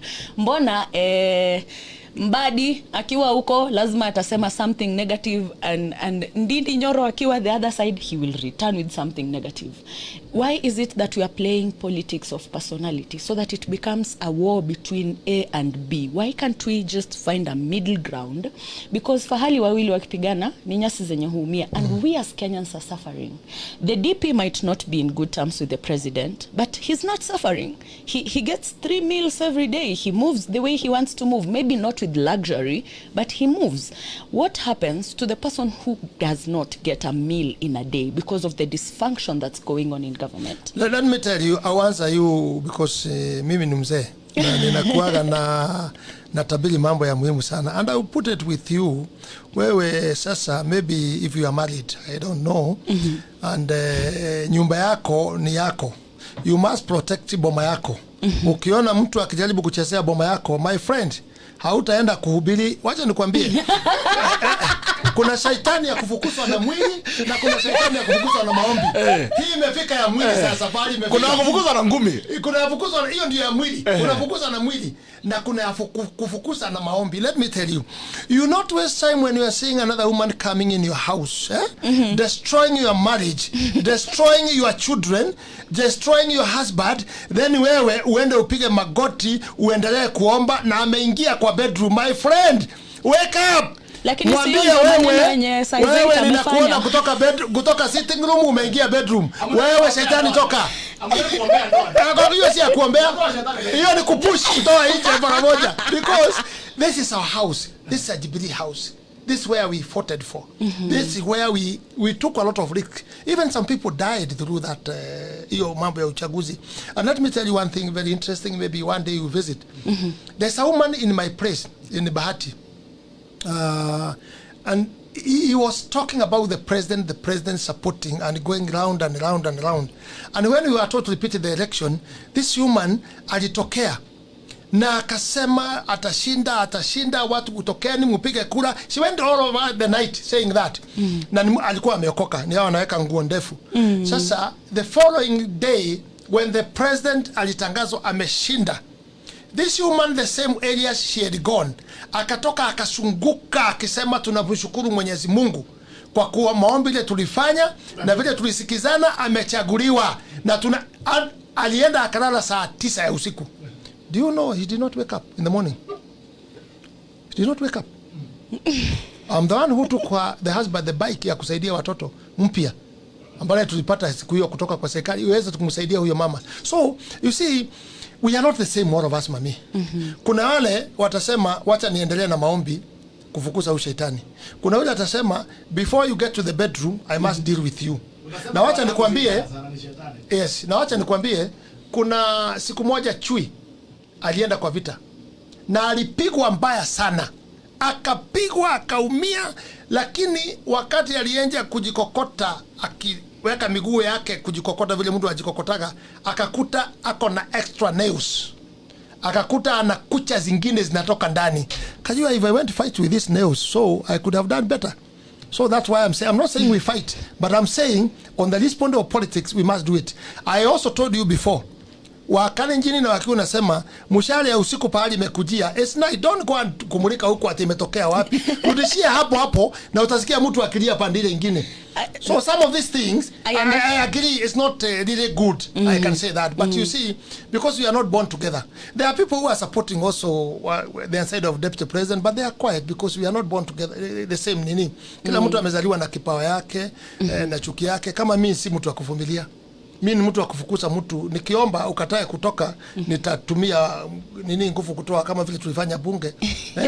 Watu wanakuja huko juu naimba haki yetu, na huko bunge ukubali kuja namna hiyo. So that some things, let's agree, we cannot go as uniform, all of us, because we are not born and gifted kufikiria pamoja.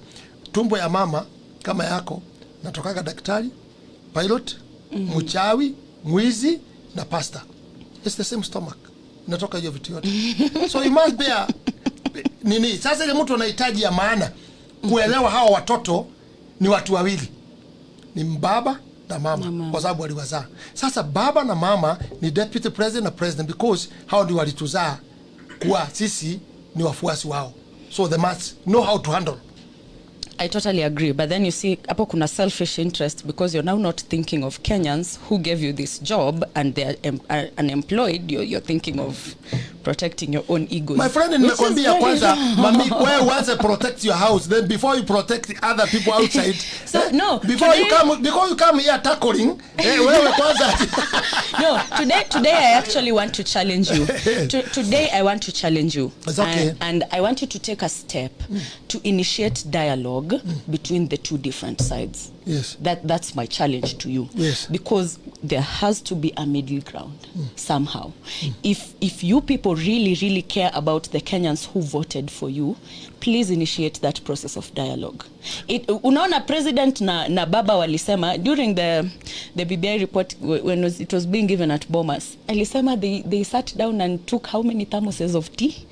15 or 15 cups of tea. I know it's not easy. And what else? And it's not going to take thermos of tea, and what else? Maybe Jameson. No, you are talking. Or something. Or water. Something else. Yes. Yes. So it's not going to be an easy process, I know, because a lot has been said. People have been hurt in this process. But then it's something that has to happen, and that is what servant leadership is about. And we as Kenyans, that is what we want to see of the leaders we elect. We want to see parliament going back to its glory. Otherwise, how then do we know come 2022, if we vote the same people who are now captured by the state in parliament, they're not going to be captured by the next president? Who knows? We don't have that faith and trust in our leadership anymore as Kenyans. Hakuna hata kidogo, and it has trickled down so much that we as Kenyans do not trust each other. Someone will say something about Gerald and I'll start looking at him with a side eye. Nakaa naye hapa kila siku asubuhi. I know him. I know what he's capable of. But then someone atatoka huko nje akuja sema, bana Lucia, you know Gerald, jana nimepita mahali nikamwona kwa giza hapo kwa kona akifanya kitu fulani. And all of a sudden kuna kuwa na animosity. So it has to start from our leaders. You people have to lead by example. We cannot be a united Kenya when the people we've elected to represent us are not united. That means you people are not representing us right now, because as Kenyans we don't fight. It is until a campaign year rolls around and someone reminds me I'm from Western and Bitok is from Moiben, that's when I like, oh, na nimekuwa nikiomba chumvi na kitunguu kwa Bitok kila siku. You know, we are not, we don't have that animosity. We are not tribal. It is at the leadership point mahali hii siasa iko. And I think the BBI report should not be given to Kenyans. It should be given to our politicians alone. Kwa sababu hizo mashida ziko hapo kwa hiyo BBI report or divisive elections sijui nini. Ni shida yao politicians. Well, let me tell you, you are the mirror of politicians, because politicians don't come from heaven. They are elected by you. Yes. And that's why you have opportunity. Tukienda kwa kuchaguana, you mwenyewe fikiria unachagua nani. Let me tell you, you are so careless when coming to elect people, leaders. Very bad. Munauliza kitu kidogo, munauliza Simba the vote, tutachagua huyu kwa sababu ya chama, tutachagua huyu kwa sababu ya kabila hii, amekuwa sideline, huyu mtu ni masikini, wacha tumchague atajirike, wakitajirika kidogo wanasema hapana, sasa tuchukue huyu mwingine naye aweze you know, the problem comes from you. So you are the mirror of the politician. Ukiangalia mwanasiasa namna hii, jiangalie kwa kioo. Who elected these people? Who elected these people? Kwa sababu as you are saying, Bitok, my friend here, maybe you don't know how we have come away with him. We were arguing in the one of the media. Tunafurugana. Unakumbuka? Tunafurugana. Ilikuwa noma sana. Unaona yeye ni kama shetani. Unaona mimi kama shetani.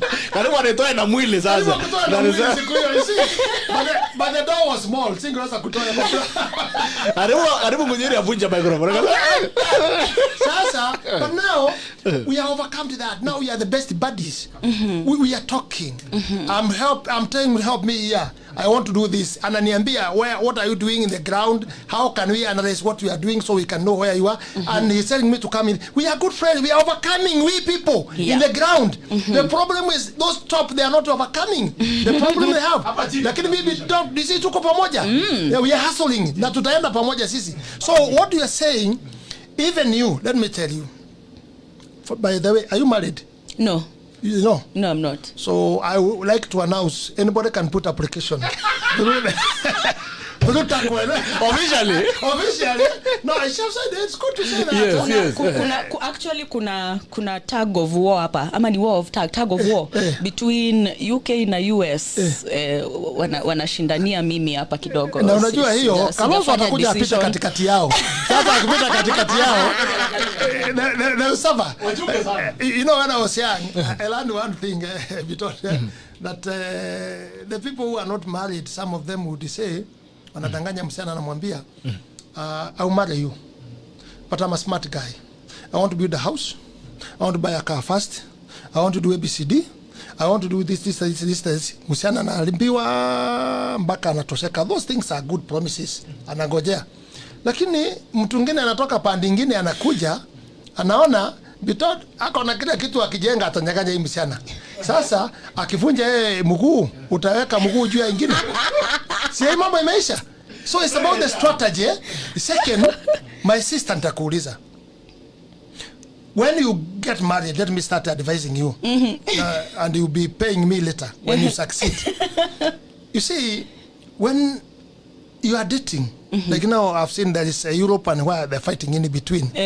But when you are dating, a man you come and cheat you with many things. Hata wewe saa nyingine unajifanya tu kidogo kidogo, na paka taxi unasema mimi I've never talked with anybody else, you know guy, I must take care of myself, don't harass me, I don't want to go in that speed, usinipeleke hiyo mbio pole pole ni namna hii. But when you get married, you come back to yourself. Vile wewe ulivyo kwa maisha yako, unarudi kwa hiyo mambo yako ya maisha yako vile umezaliwa. Mzee anarudi true color yake. What do you do? What you need to do, and I'm advising you free. You have to agree to manage him and him to manage you. Because now, what else? Are you going to do divorce every day?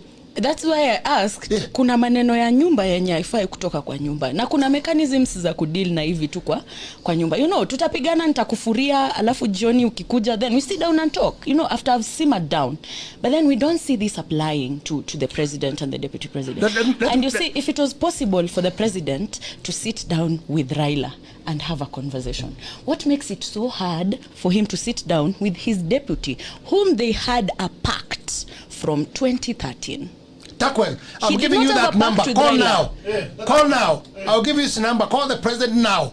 Please call. Huyu amesema mambo ya muhimu sana. We want the president to tell us why can they not sit down and talk. Utanitumia namba. Nikitumia watu yote nitakupea privately. Kwa sababu watu wengi wataweza kutackle. Tunataka wewe mwenyewe utackle, si watu wengine. Pole pole, heshima. Kwa sababu najua ni president, lazima umpe heshima, your excellency, uite majina yote mpaka mkubwa ya majeshi, baba taifa, his excellency. Wewe ndio baba peke yako. Hatujui mwingine. Tangu ufike mkate slice imeongezeka. Mheshimiwa, hiyo ni psychophancy.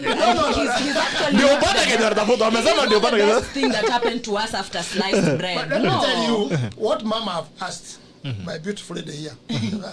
And you people continue putting the application. Are they coming? Zinakuja mingi sana. Kwanza wananisumbuanga hapa sasa na mnaanza kutackle relationship zake. Naona ni kama amepewa hongo. Na uwape height, waist. Hiyo ni ya muhimu sana. Haya, sasa nikataka kukuambia hivi ukiwa umeoa, na nimeona kwa boma nyingi, and that's my experience, mwanaume akuwe very harsh to the wife. Very harsh. Very harsh. I'm saying very harsh. Mama atavumilia. Lakini ikifika mwisho, as a human being, atakutana na wamama wengine and he will talk his problem. Atakutana na mchungaji and he will talk about her problem. Na wana akifika sasa hiyo, kwa sababu amefungiliwa, ule hajakubali dialogue, hajakubali kusikiza mama. Mama atafika kwa group ya mama ama friends, atawaambia, by the way, do you know what I'm going through? I have a big problem with my husband. Yatazungumza. Then utafika uambie mchungaji, unajua mchungaji, mimi niko na shida hii na hii shida ni kubwa sana. Na unajua nyinyi mama mnapenda mchungaji, when mchungaji is coming on a house, hata kama kuku iko anataka kulalia, mayai hiyo inawekwa kando, masofa set inawekwa shuka na kila kitu beautiful, kwa sababu you believe he will sort out your problem. Then you will be able to say exactly to him, hii ndio shida yangu na mzee yangu A, B, C, D. Then it has come out. So it's the same thing you are saying. If people are pressurized, the deputy president cannot go in the office. Anatukana na mfanyikazi, anatukana na mradhi, somebody who has never been elected, anatukana na ministers, anakuwa frustrated na Matiang, anakuwa frustrated na PS. Then it's the same thing. I've given you the picture. What will happen? The followers, the children will start coming out. No. The mother has been frustrated. Jana baba alitukana mama. Jana alipiga mama. Are you getting the way it come out? Yeah. Then it will come out. Then when it come out, who have failed? It is the father who have refused to listen at the woman.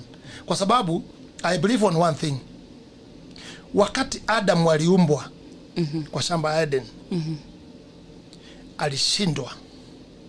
Na ni mambo mingi sana hatukuambiwa yote ili alishindwa. Lakini Yesu alisema, we can tackle that later and know what was the biggest problem. Na alipoambiwa na Mungu, nitakuletea msaidizi. Aliletea msaidizi, ni kusema kama hii gari yangu nimekuja naye hapa nje kidogo ka Toyota, kakikwama, uwezi kuleta ka Vix. Is it possible? Vix ikuje vurute? No. So the women, you need to know your heart is big. Roho yenu ni kubwa. Yani you have a lot of weight in life of a man. Wacha nikuambie. Nani alinyoa Samson? Delilah. Alitumia nguvu? Akili. Kwa mapacha pole nini? Shida yako ni nini? Akadanganywa, akasema ni nywele, akanyolewa. Nani alipea Adam chungwa? Eve. If even the mama and mwanaume. The woman. The woman. So you are good, and also sometimes you can make things go bad. But we need you. We cannot live without you. I was born by the mother. I have my wife in the house. I have daughters in the house. So we need to respect each other so that we can be able to go the way forward and give you opportunity and chance. Even if and I'm saying this in my God in heaven, and I don't want it to happen.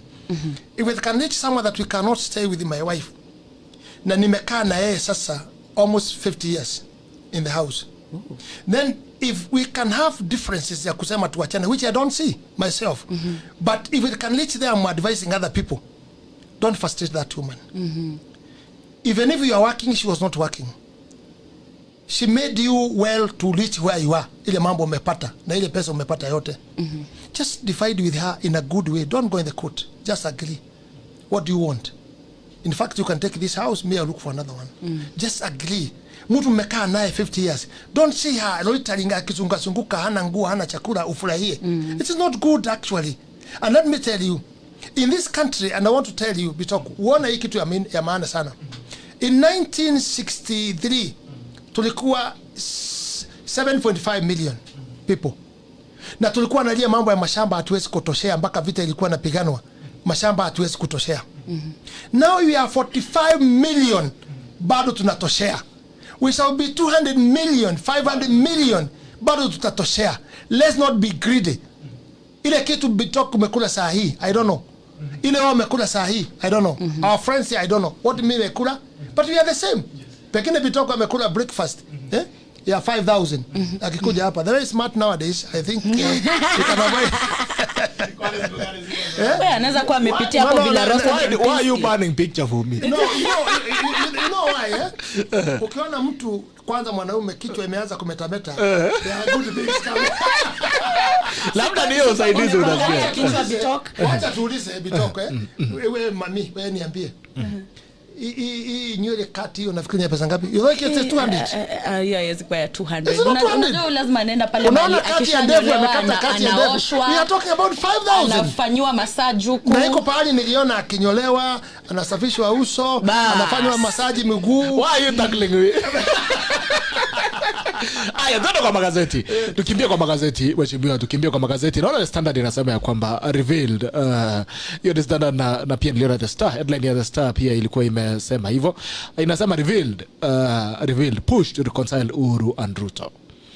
Nimeona Daily Nation nasema why Kenya is staring at COVID second wave. Pale Daily Nation nasema Jubilee ODM plan to lock out rebels. Rebels ni kina nyinyi sasa. Jubilee nasema Secretary General stress the party will uphold integrity in elections and only those who meet the requirements of Chapter 6 of the Constitution on leadership and integrity will be clear to contest. ODM, for purposes of clarity, what we will be doing is harmonization to fill in existing gaps left by those who died or defected. Hiyo ni mambo ya ODM. People Daily nasema why Kenya is staring at a COVID at second COVID wave. Pale inasema grave alert. Experts warns that the country could be forced into another round of lockdown should the public continue to disregard health protocols and to keep virus at bay. Alright, wacha tuende kwa ile ambayo inakuhusu zaidi. Reconciliation ya Uhuru Kenyatta na William Ruto. Unafikiria ni kitu ya kufanya ama it's too late? No, it is not too late. Let me tell you. It's only a fool who cannot change something. But anybody who is clever, he can change. And I want to tell you today, I have a dream. I have a dream that the president and the deputy, they will be together very soon because I believe on God. They will be together and they will be working together. That's Amen. What I know. And I'm pushing nyingi. Nikisema, we have failed the parliament, Senate have failed, judicial have failed. Now what we need, it is the preachers, the bishop, waweza kufanya kazi hii ya kuwaweka pamoja. Do you know hata wewe Bitoko, tukitoka hapa, even the president, na umeenda kanisa, pengine hata na president, hata na deputy president, page umeenda kwa kanisa, who is very senior in the church, hata mchungaji kidogo akisema, sasa msimame, tunasimama. Sasa tutaimba chorus fulani, tunaimba. Sasa ni saa ya sadaka, tunatoa. Kaeni chini, tunakaa. Kanisa imekwisha, tokeni nje. We don't talk. We do that and come out. So, I believe the opportunity which is left now, and I know the churches are doing that, and I'm praying for the churches. I'm praying for bishops. Please, come together. Put these two together. Because I've been saying this. Catholic, Uhuru belongs to Catholic. Ruto belongs to AIC. Hizo kanisa mbili ikiungana na zingine wasituhubirie. wafunge mahubiri kwanza, wahubirie watu ngapi? Watu wawili. Because waambie hawa, kitabu inasema hata kama dhambi zenyu ni kama damu, nitaziosha zikuwe kama theluji. Theluji ni ile barafu, nitaziosha zikuwe kama. We are hoping that the pastors are doing that, and I have belief. Because me, I talk with God. I talk. Yes. Kwani siku ile nilifukuza watu kwa bunge ulifikiria ni nini? God talks with me. Ni Mungu alikuwa anaongea naye. Sasa tukiingia kwa bunge, naona fuataga sana. Si tunapewa, tutasoma nini kama vile tunapewa kwa kanisa? Tukapewa, tutasema hii, tutasoma hii, tukaingia. Speaker akiingia anaomba, anabaa this side and this side. Sasa ni kusema tuanze nini? Biashara. Sisi tumejiweka kwa Mwenyezi Mungu. Sasa watu wakikuja huko juu, na unajua huko kwa gallery lazima ukuje na umealikwa na speaker. Watu wakakuja wamevaa kama cowboy, wakakuja wakaanza kusema haki yenu, msikubali, intimidating us when we are in the chamber doing our own things. Then God talked with me, and God told me, you had prayed, Ngunjiri. Let me tell you, today mumeomba, na sasa kumekuja hii ni ya mwili, sio ya maombi. Mliomba mbele hii watu watolewe na mwili, si tulitoa hao na mwili, na hiyo mambo ikaisha.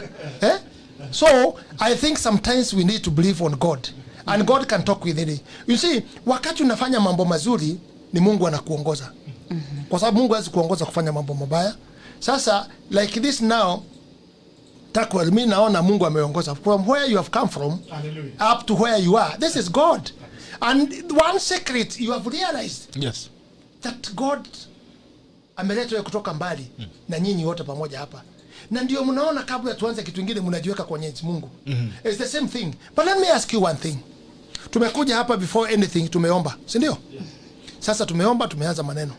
Hapa tuna maji, naona umeendekea maji, ingawa mnakunywa chai, mimi hamujanipea.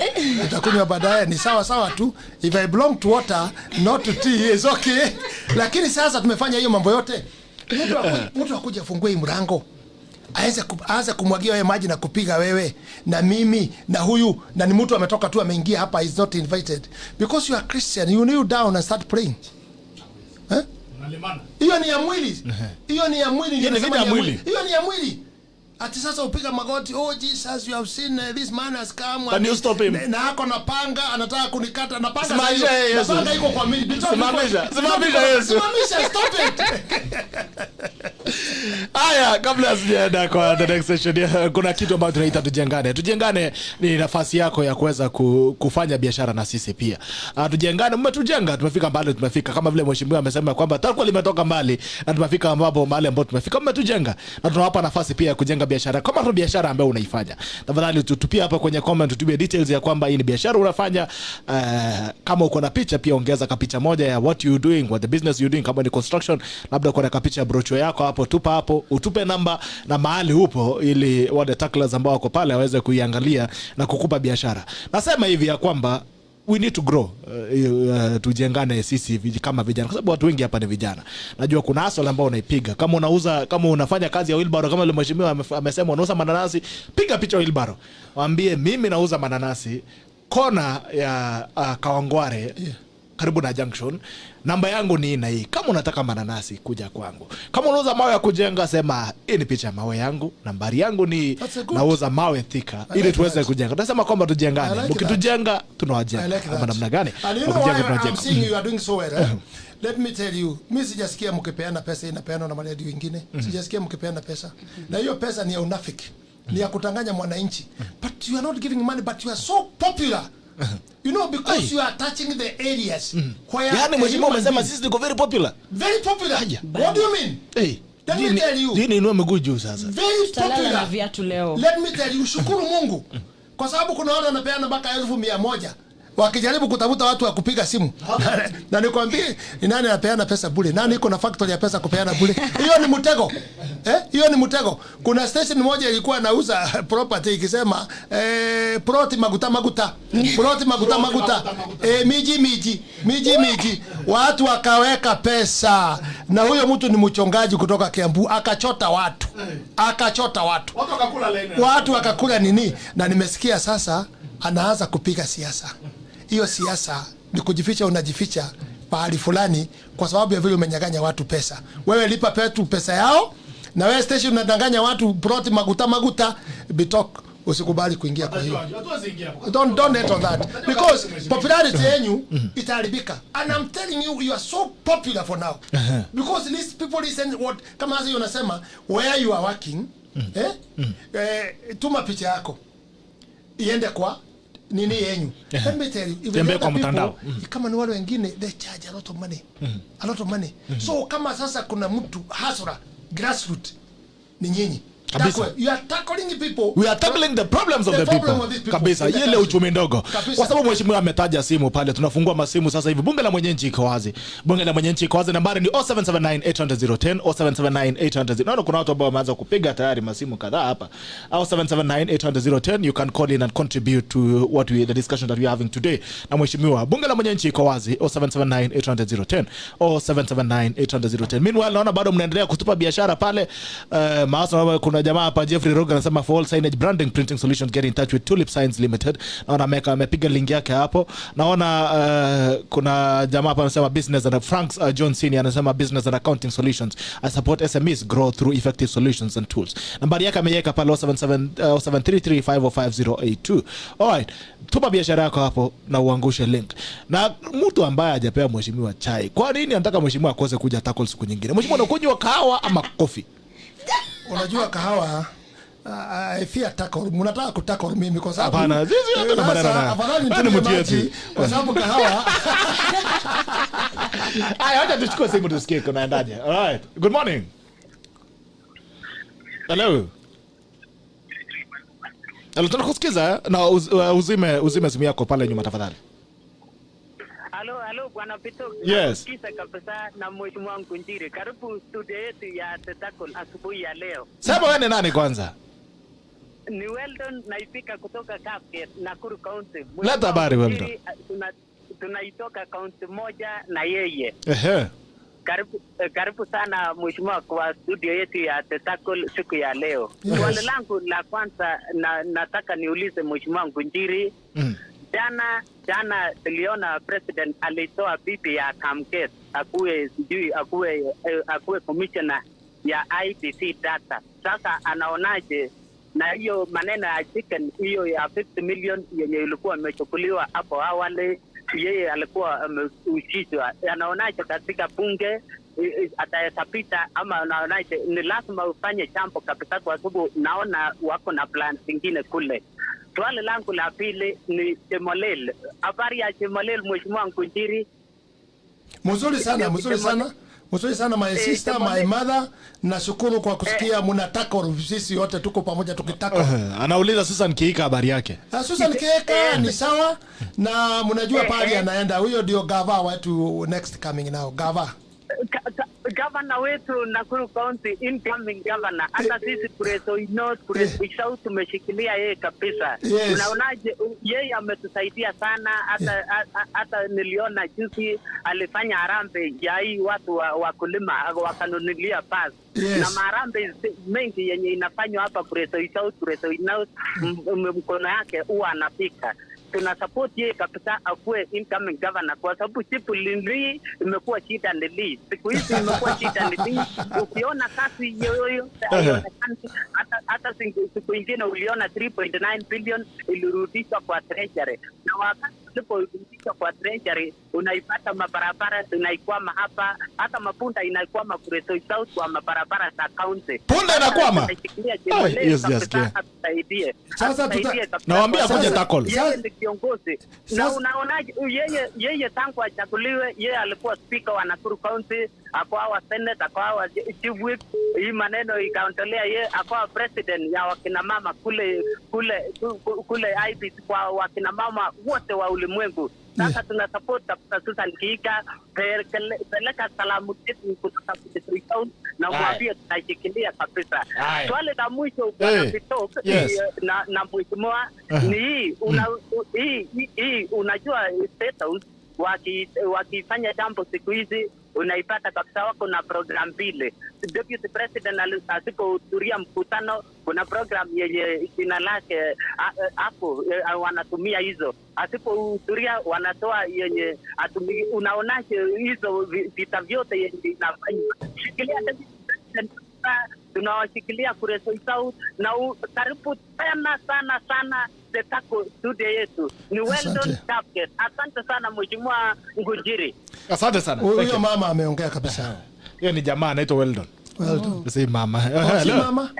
Hey, morning. Morning, Gerard. Christopher Bosire from Thika. Yes, Bosire, habari ya Thika? Nzuri sana. Unajua salimia kwanza mheshimiwa hapo Ngojiri. Nasalimika my brother. Najua Ngojiri ni jirani yangu huko Bahati. Mimi natoka Subukia. Okay. Asante. Nimezaliwa Subukia kama wenyewe wamezaliwa Banita huko. Mimi sijui kwetu Kisii ni wapi. Asante. Born in East Valley. Swali yangu ningetaka kumuuliza ni because now the fight we are seeing is about power. Yes. I wanted to ask him why do politicians normally fight for power and after getting power they normally forget their people? Wakipata power na sawa watu hao. Wanasahau watu hawa. Tunawajua tu. Haya, uliza maswali yako mbio Dadila, yeye ni mrefu.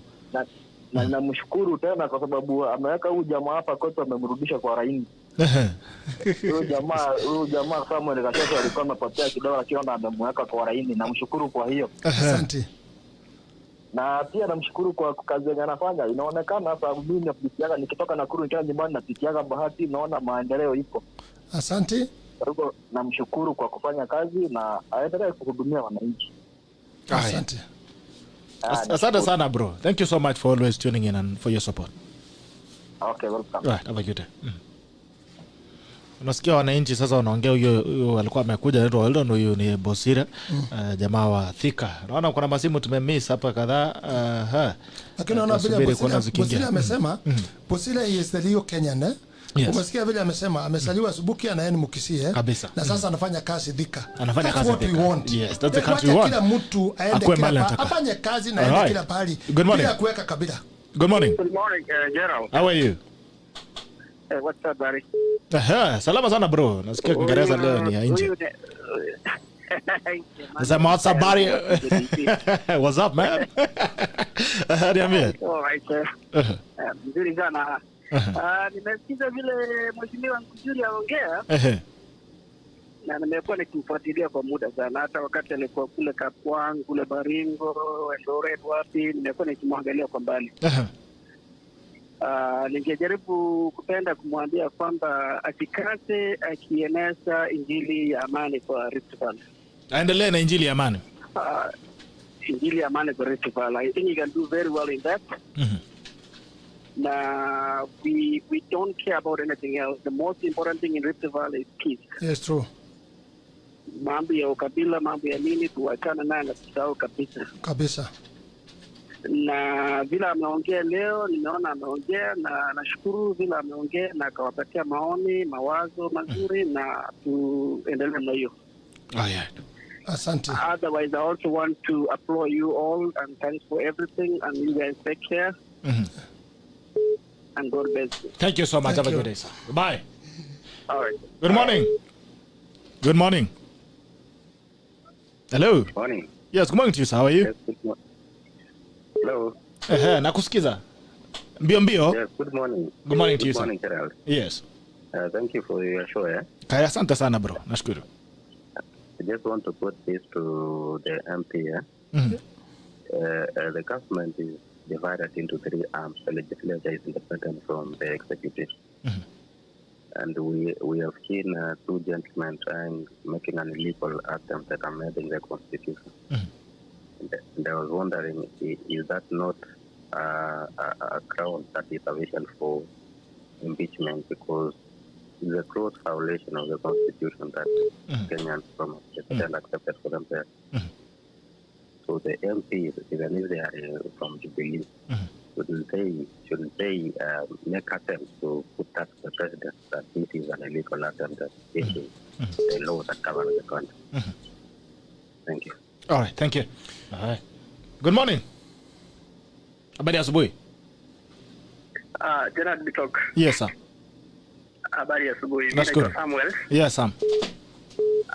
Napika kutoka Ndaragwa, Nyandarua County. Yes, watu wa Nyandarua vipi? Yeah, mzuri sana. Very nice show. Thank you so much. The tackle na KIMANI NGUNJIRI. Asante sana. Niko na maswali mbili kwa mheshimiwa. Haya, teke. Ya kwanza ni about the BBI. Tunasikia ya kwamba maybe president amekuwa advised asiweze kurelease the report. Wakidhani ya kwamba maybe inaweza kuwa defeated. Alafu swali la pili, tunasikia ya kwamba kuna the system.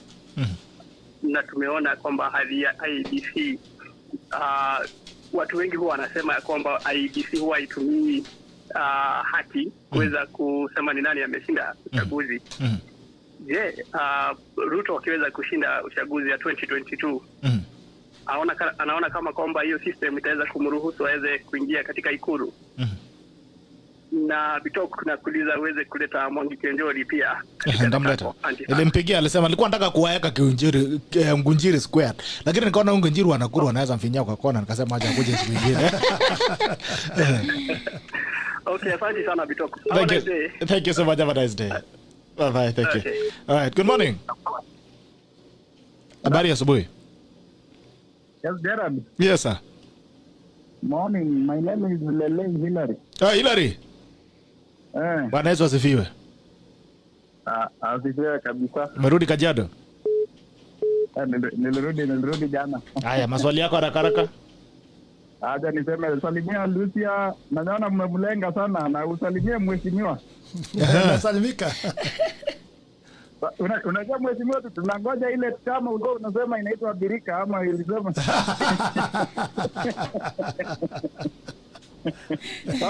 Okay, my question. My question is, what is really the problem between the president and the deputy president? Unajua unasema unataka reconcile. Tunashangaa tu wananchi, tunashangaa hao watu what went wrong, what is really the problem? Because when you solve people you see what the problem really is. Who is it the handshake Raila alikuja na hiyo ganga yake ama what happened? Yes. What really happened? All right. That's my question. Okay. Asante sana. Haya. Thank you. Ona kuna simu ya daktari hapo imekuja na ikapotea, pole. Daktari mbona mapiga simu? Pole. Hello, good morning. Hello. Huyo naye ameponyoka. Umesikia mambo ya Wakenya mheshimiwa? Nasikia mambo ya Wakenya. Na niseme utanuruhusu tuchukue simu zingine tatu alafu basi. Sawa. Tunaona kuna majamaa wampiga simu hapo, kuna missed calls kadhaa, ndio nasubiri wacha tuchukue tatu tusiwafungie nje, alafu tukifunga masimu tunafunga tukisonga. Lakini hivyo ndio mambo yalivyo. Kwa hivyo tunasema kwamba kuna kitu tujengane ni nafasi tunakupa uweze kusukuma biashara yako. Tupa pale kwa comment details, na pia utuandikie inbox, send us an inbox on the details of your business ambazo unafanya na contacts zako tuweze kuzungumza. Hello, good morning. Good morning to you. Hey, kelele mingi on your background. Please fix it. Yeah. Ni habari kama unaweza ita BAHATI. Kwanza nasalimia huyo mheshimiwa sana. Amesalimika. Thank you. Apate salamu zangu na mwambie kwamba ninamsikiza na ni mara nyingi nimemfuatilia, anaongea mambo mazuri. Asante. Wabunge wetu waangalie, wajue kwamba sasa saa hizi wanafaa kuangalia mambo ya wananchi ambao wanachagua. Na uzime redio ama hiyo ni gari? Hiyo ni gari. Okay. Pole, sasa hiyo kelele ni mingi bro, tutakusikiza. Okay, jambo la pili na la mwisho ni kwamba the president and the deputy waangalie different. Na kelele kwa masikio bana.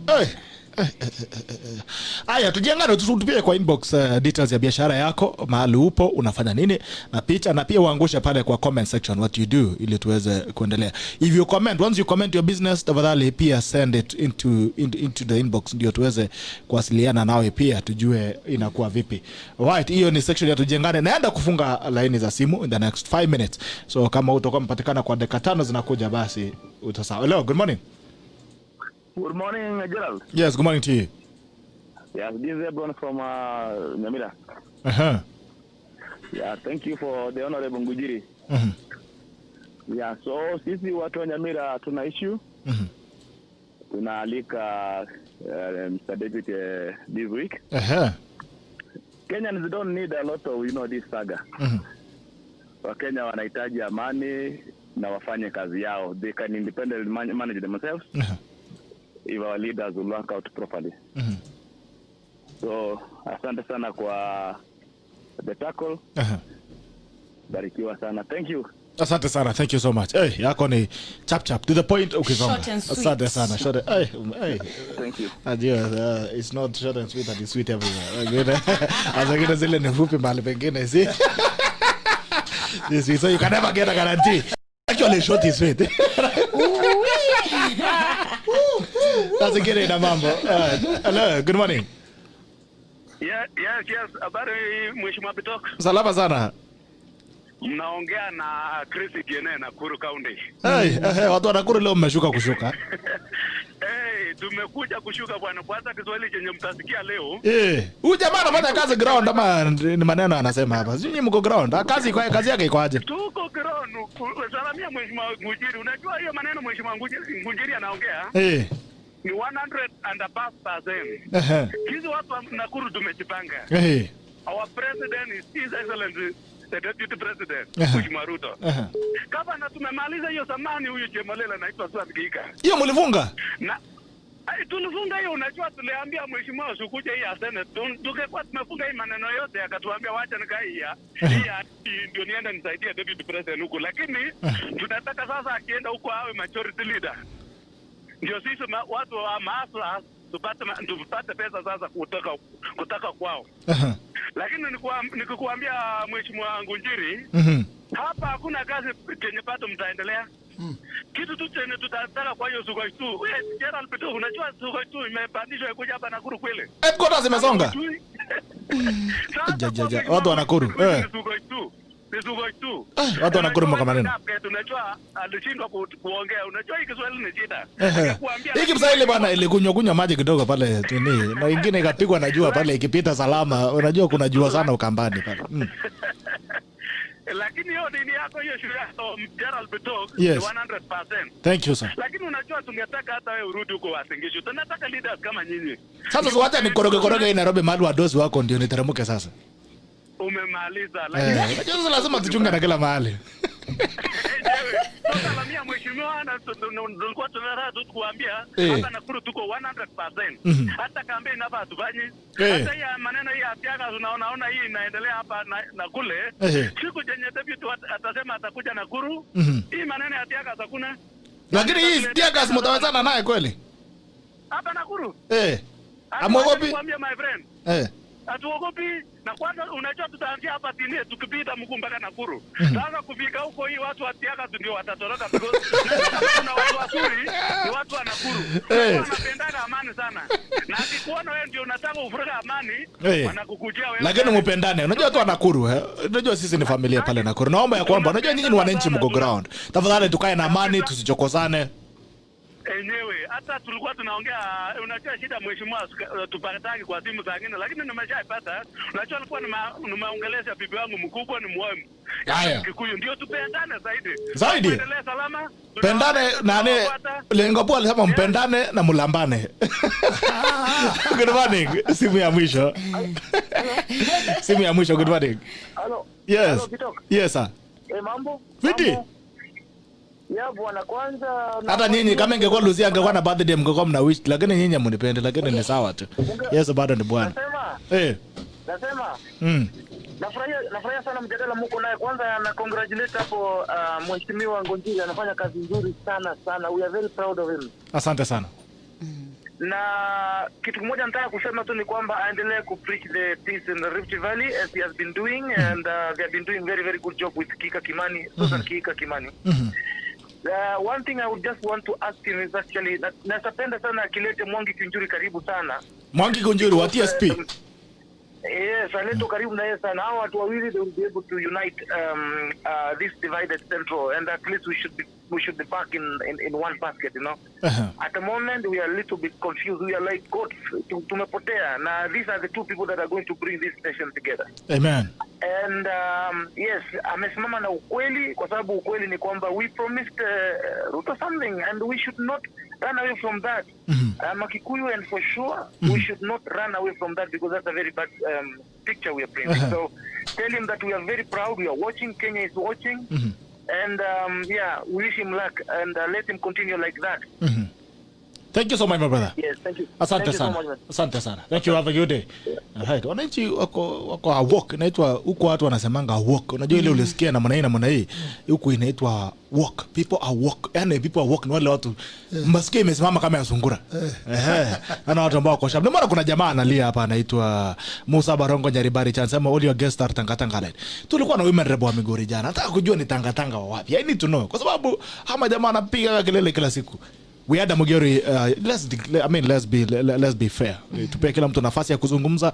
Hapa sisi, this is not a government, this is a private media. This is what was serikali. We give everyone an opportunity to express themselves. Na hatuwezi kuwa kama watu wa serikali wanasema wanafinyia watu wengine no, we give everybody an equal opportunity. Kama kuna mtu ambaye huyu jamaa anaitwa Musa Barongo, kama ni mtu ambaye unataka akuje tackle, mwambie akuje. We open doors, we call everybody. We've been calling, we've called watu wa NASA, kina Junet, kina nani, they say they're coming. So we're still waiting for them to come. Lakini kama viongozi, hata Sudi ameniambia nikwambie umwalike next week atakuja. Sudi akuja, nasikia jana amefinywa mahali mbaya. Akuja. Akuja tueleze. Lakini alifunika.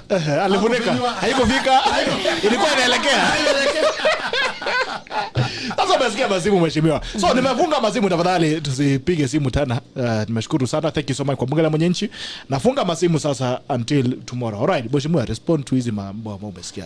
Generally yote ni amani, tuchunge nini tufanye nini most of us. Well, I agree with them. Watu wengi wanasikia wale chorus wengi wanazungumza tuweke amani, which I agree with it 100%. Afadhali hata tukue na umaskini lakini amani tukue naye. Kwa sababu mimi singependa turudi kwa 207 208. Kwanza kabla hujaenda sana mheshimiwa, kuna jamaa amewaita hapa anaitwa James Maina, amesema uende UK, United Kingdom. Umesikia maneno London? Yes. Wamesema uende London. Amesema Gerald, please tell Mheshimiwa Ngujiri to bring Ruto to United Kingdom. Maslahs wako wengi hapa for him. Gerald, hata wewe get out of the studio and bring your show kwa open all hapa UK.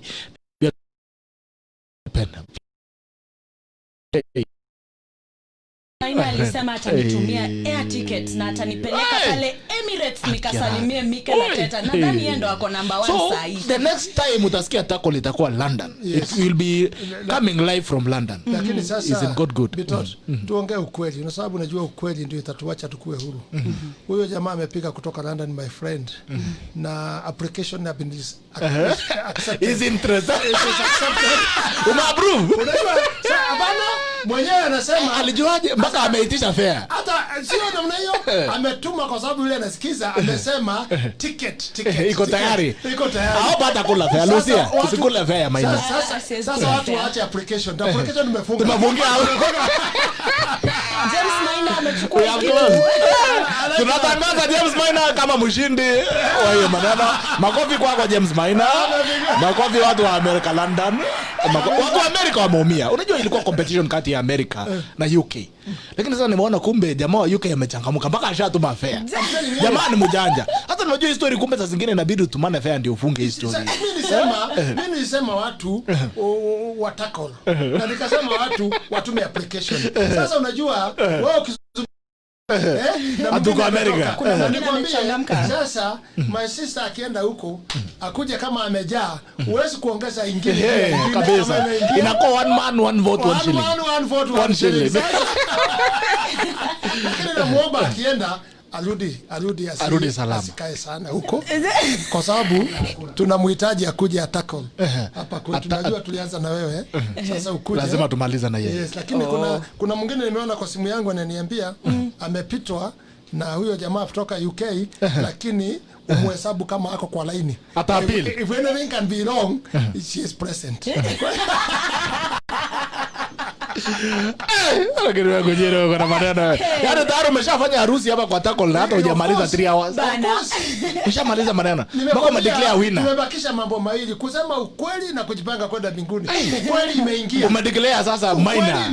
James Maina kama mshindi wa hii tackle. Haya, tuambie mambo ya amani. Naye na tuendelee kuhubiri amani. Let me tell you, afadhali tukose kila kitu lakini tuweze kuwa na amani kwa sababu hatutaki kurudi 207 208. Personally, that's why I preach peace. I lost a distant family about 14 na wengine my friends singetaka kuona hiyo hata kidogo when you are in that country. Sasa ningetaka tuhubiri amani, watu wote wakae pamoja. Wacha kila mtu aongee. Lakini ukivunja sheria that's something else. Lakini kuongea na kutembea kila pahali, kusaidia bodaboda, kusaidia watu wengine, let it be free because kama sasa ninaona huyo jamaa amepiga akisi. I'm seeing a problem. Na unajua mimi nasemaga problem kabla sija atafanya chochote. There is a problem. Kwa sababu nimesikia rais ametangaza mwenyewe na alikutana na leaders of Kisii. Na akazungumza akawaambia anakuja huko. Lakini niliona watu wengine kama Ngwanyi na ni mzee sana wanaanza na mwingine hapo senator ya huko anaanza kuzungumza mambo ya kisiasa. Tuna support you, hatutaki hii. You know, president was calling them for them to invite wa Kisii kwa sababu anakuja celebration ambayo iko huko. Sasa tumesikia Matiang'i na kina Kibisho wameanza vetting. Ate wale watu wataingia ndani kwa stadium. That's a problem because president is coming because of his people, because of the people of Kisii. Celebration has been taken everywhere and that's what the president said. Sasa wakianza ata wanafanya vetting. Vetting who? You vet people inside but you cannot vet them in the heart. Why can't you vet them in the heart? And that will be the most important thing. Yes. Na utakol hawa kulingana na mapenzi. Usioneshe hawa mambo ya kugawa hawa. Why? When we see Kisii by Kisii fighting, what does that show? When we see watu ya Murang'a by Murang'a wakipigana na kuuana, what does it mean? Wakati tunaona watu wanakuwa mobilized ati waende mazishi na hawa vijana wawili, okay, serikali ifanya mzuri, nasikia walinunua property jana. That's okay. Kurudishia wazazi kwa sababu hao wanajua what they did. Na nikuambie mama, ninakushukuru my dear. Na nimekusaidia mpaka umeweza kufly sasa. Lakini kuna jambo moja ningetaka kusema ya Murang'a. Kuna mama moja inspector alijulikana na alionekana akiambia watu tupa tear gas. Hata tupa kwa kanisa kama deputy president hajakuja ili akute kanisa hakuna mtu. Mama, surely can't you make a difference of women for peace and men? Kama sisi tumeshindwa, why can't you make a difference? If I'm given that's why I told you I'm challenging you to start a dialogue between the two warring sides in both houses of parliament. If I'm given an opportunity, I would actually like to sit down with our legislators and have this discussion with them. Because I need to understand where they're coming from, where the bile is coming from. It's not helping anyone right now. It's not even helping them. So it's very important. And I don't think peace inakuwa agenda issue. You can start the dialogue. I can start the dialogue given an opportunity. Anyone can do it. But just the goodwill that is not but yet you know, there. Mami, let me tell you and persuade you, and I've quoted the Bible. I've said that muliletwa mtusaidia. But you are not brought to kutetea confusion. No, and I will say this openly. Sisi wamama wengi ambaye tuko naye ambaye sasa wako frontline kwa kuleta vita na nini. We know how they use these things. They use power and they use their body. And it brings a lot of problem. We men, we are weak. We are so weak. Let me tell you. We are very weak. Yes, we are very weak. Let me talk the truth. We are very weak. Let me tell you. Even if he's married, I'm also married. Ukiona namna hiyo hapo namna hiyo. Kuna ingia utata fulani.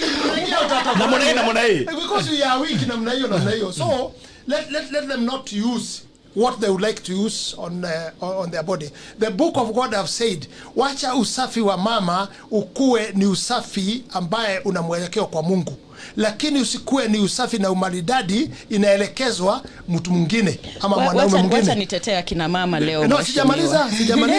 Wewe vile unafanya. Naona jamaa wenu United Kingdom. Yeah, na nini nakwambia, unajua James Maina lazima tutimishe kila kitu, hata James Maina vile amesema, kwa sababu ndio yeye anapiga. Ndio anapiga. Tunyamaze sasa tujisikie maneno ya Maina. Hello. Yes. Hello Gerard. Yes, tunakusikia. Habari bwana, salimia waheshimiwa hapo bwana. Niko hapa. Nazungumza na nani? Sasa my name is Moses. I'm calling from London, United Kingdom. Na sasa nimekuwa nikifuata hiyo gumzo hapo mheshimiwa amekuwa kipiga. And well, I'm born from Nakuru. I'm born in Nakuru, but obviously nikaenda Nairobi nikakuja hapa. But now you're in the UK. Yes. All right. Sasa ile tu ni kile kumpongeza tu mheshimiwa for his boldness, nipongeze show imekuwa nikifuata hapa kidogo. Thank you so much my brother. Na niambie mheshimiwa ameambiliwa ticket na nimemwambilia accommodation. Wewe ndio umeambia na ticket? Wa ticket mwingine mimi sasa ni accommodation. Guy. Sasa ule ameleta tikiti wewe ni accommodation. Yes. Tunaweza kuja kesho ama tungoje kidogo? Sasa wewe Gerard mheshimiwa siku yake nyuma. Mimi nabeba briefcase. Na umuulize. Anasikia. Nikuulize, usikuulize ndugu yangu tunafurahi kwa sababu ya accommodation na nikikuja mimi na my friend hapa na my sister utatuamua ama tutakuwa sawa? Round here kuna mambo ya watu kuenda kando. Hakuna handshake mlango ya nyuma. Hapa mambo tumeamua. Lakini nimeona James Maina ametoa disclaimer. Amesema yeye si yeye amenini. Amesema mwenye anapiga simu anataka kuingia katikati. Sasa yeye ameofa yeye. Huyu jamaa ameleta accommodation. Lakini unajua by the way huyu jamaa ni mjanja. Amejua mahali wanashika. Ule jamaa ametumana fare, akoshua atafika. Hata mwenye anapeana accommodation ndio sasa but you know, ukipima hiyo mambo mbili utaweza kuona afadhali accommodation kuliko ticket. Asante sana ndugu yangu. Thank you so much Avigate. All right, wacha tufunge. Nataka kwanza kumpongeza kwa kusema you know we need to appreciate these people from outside the country, yes. In America, the foreign currency ile wanaleta sasa ndio ina sustain Kenya kwa foreign inaendeza uchumi wa Kenya. Inaleta pesa nyingi hata kuliko maua, kuliko anything we are exporting. Foreign currency inaleta pesa nyingi. Kwa hivyo tuendelee kupeleka watoto wetu kwa shule ili wataweza enda ng'ambo, watupe foreign currency, watulipie dawa, wafanye nini, lakini na wewe wasichana wetu sasa I'm warning Kenyans ambaye wanawafanyia vibaya. Wakituma pesa ya kununua property, even family, even brothers and sisters, wanakoni hawa. We need to be transparent. Tukisema proti maguta hiyo msinunue, iko na shida. Hii ya mtu ya Kiambu anajiita pasta. Hiyo mtakuliwa bure. Tukue na sheria, akituma pesa proti kama ni ukweli inanunuliwa na wanapata title deed yao. Because they are counting so much and I feel pain on that. Nasikia wanakuambia wanajenga nyumba alafu anakutumia picha ya nyumba ya jirani. Ati karibu nyumba inaisha kabisa. Ongeza tu 1200 ya rangi. Kumbe majamaa wamekuwa kimeza. Unajua nini? Ni kama vile tunasema kwa Kikuyu, yani una kama ng'ombe na majani ya wenyewe. Makosa. Majani sio yako, lakini unatumia kwa kama ng'ombe yako, maziwa unakula, lakini nyasi uliyopea sio yako. It is wrong. That's very wrong.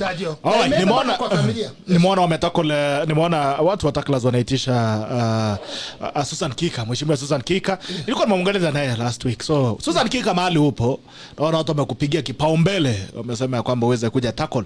Utuambie ni nini unafanya Nakuru. Watu wanasema tumemaliza uchaguzi wa Nakuru. Hatuwe ni governor. Sijajua kuna election ifanyika IBC nini. Lakini you're welcome, you're most welcome to tackle next week. Utuambie kuna nini. Lakini asipokuja tutamwimbia kwa wimbo. Kuna kaimbo anasemaga nakupenda na upendeki. Sasa sisi tunakupenda. Wanasema nikiwa ndani. Wapiga kelele.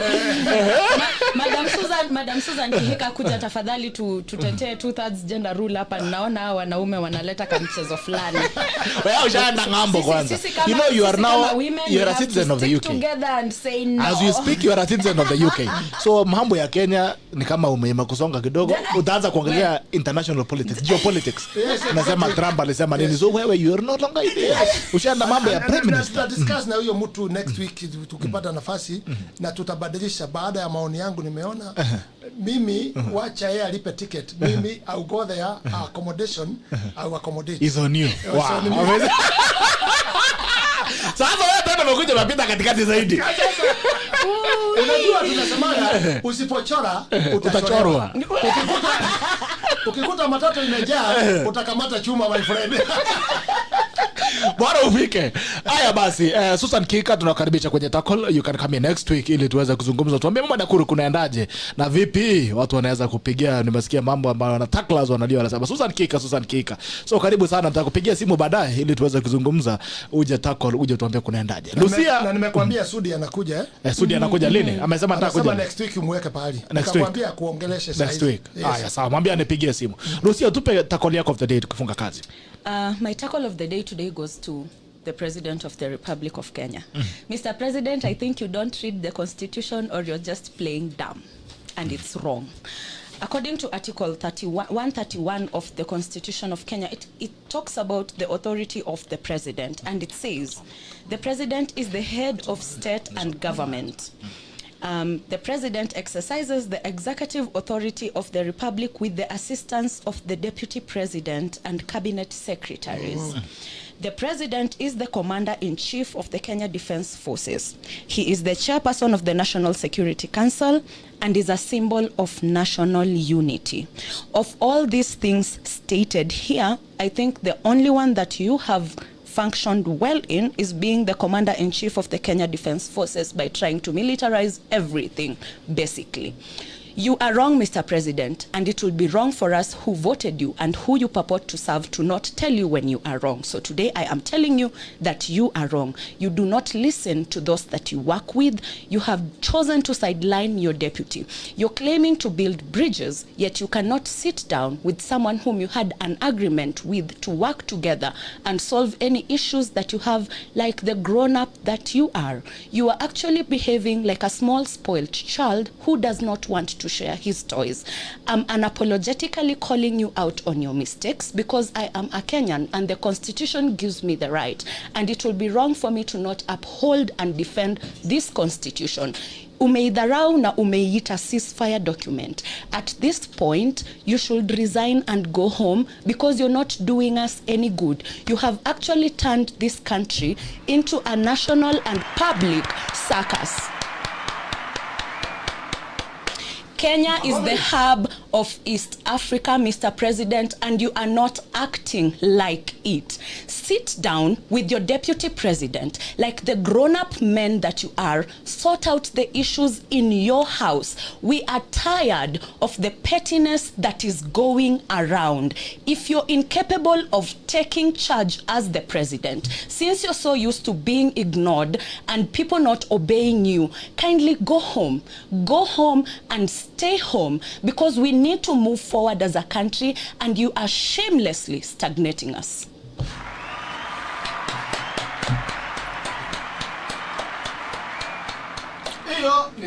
Of the century. Wacha niseme what I will do for this lady.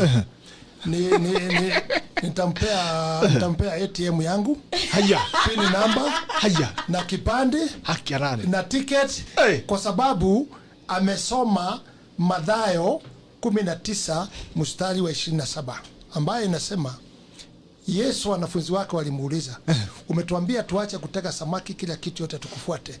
What is the benefit? Yesu akasema, kile mtu alicho nacho atalipwa mara 2, mara 100. Na baada ya hiyo utapata ufalme wa mbinguni.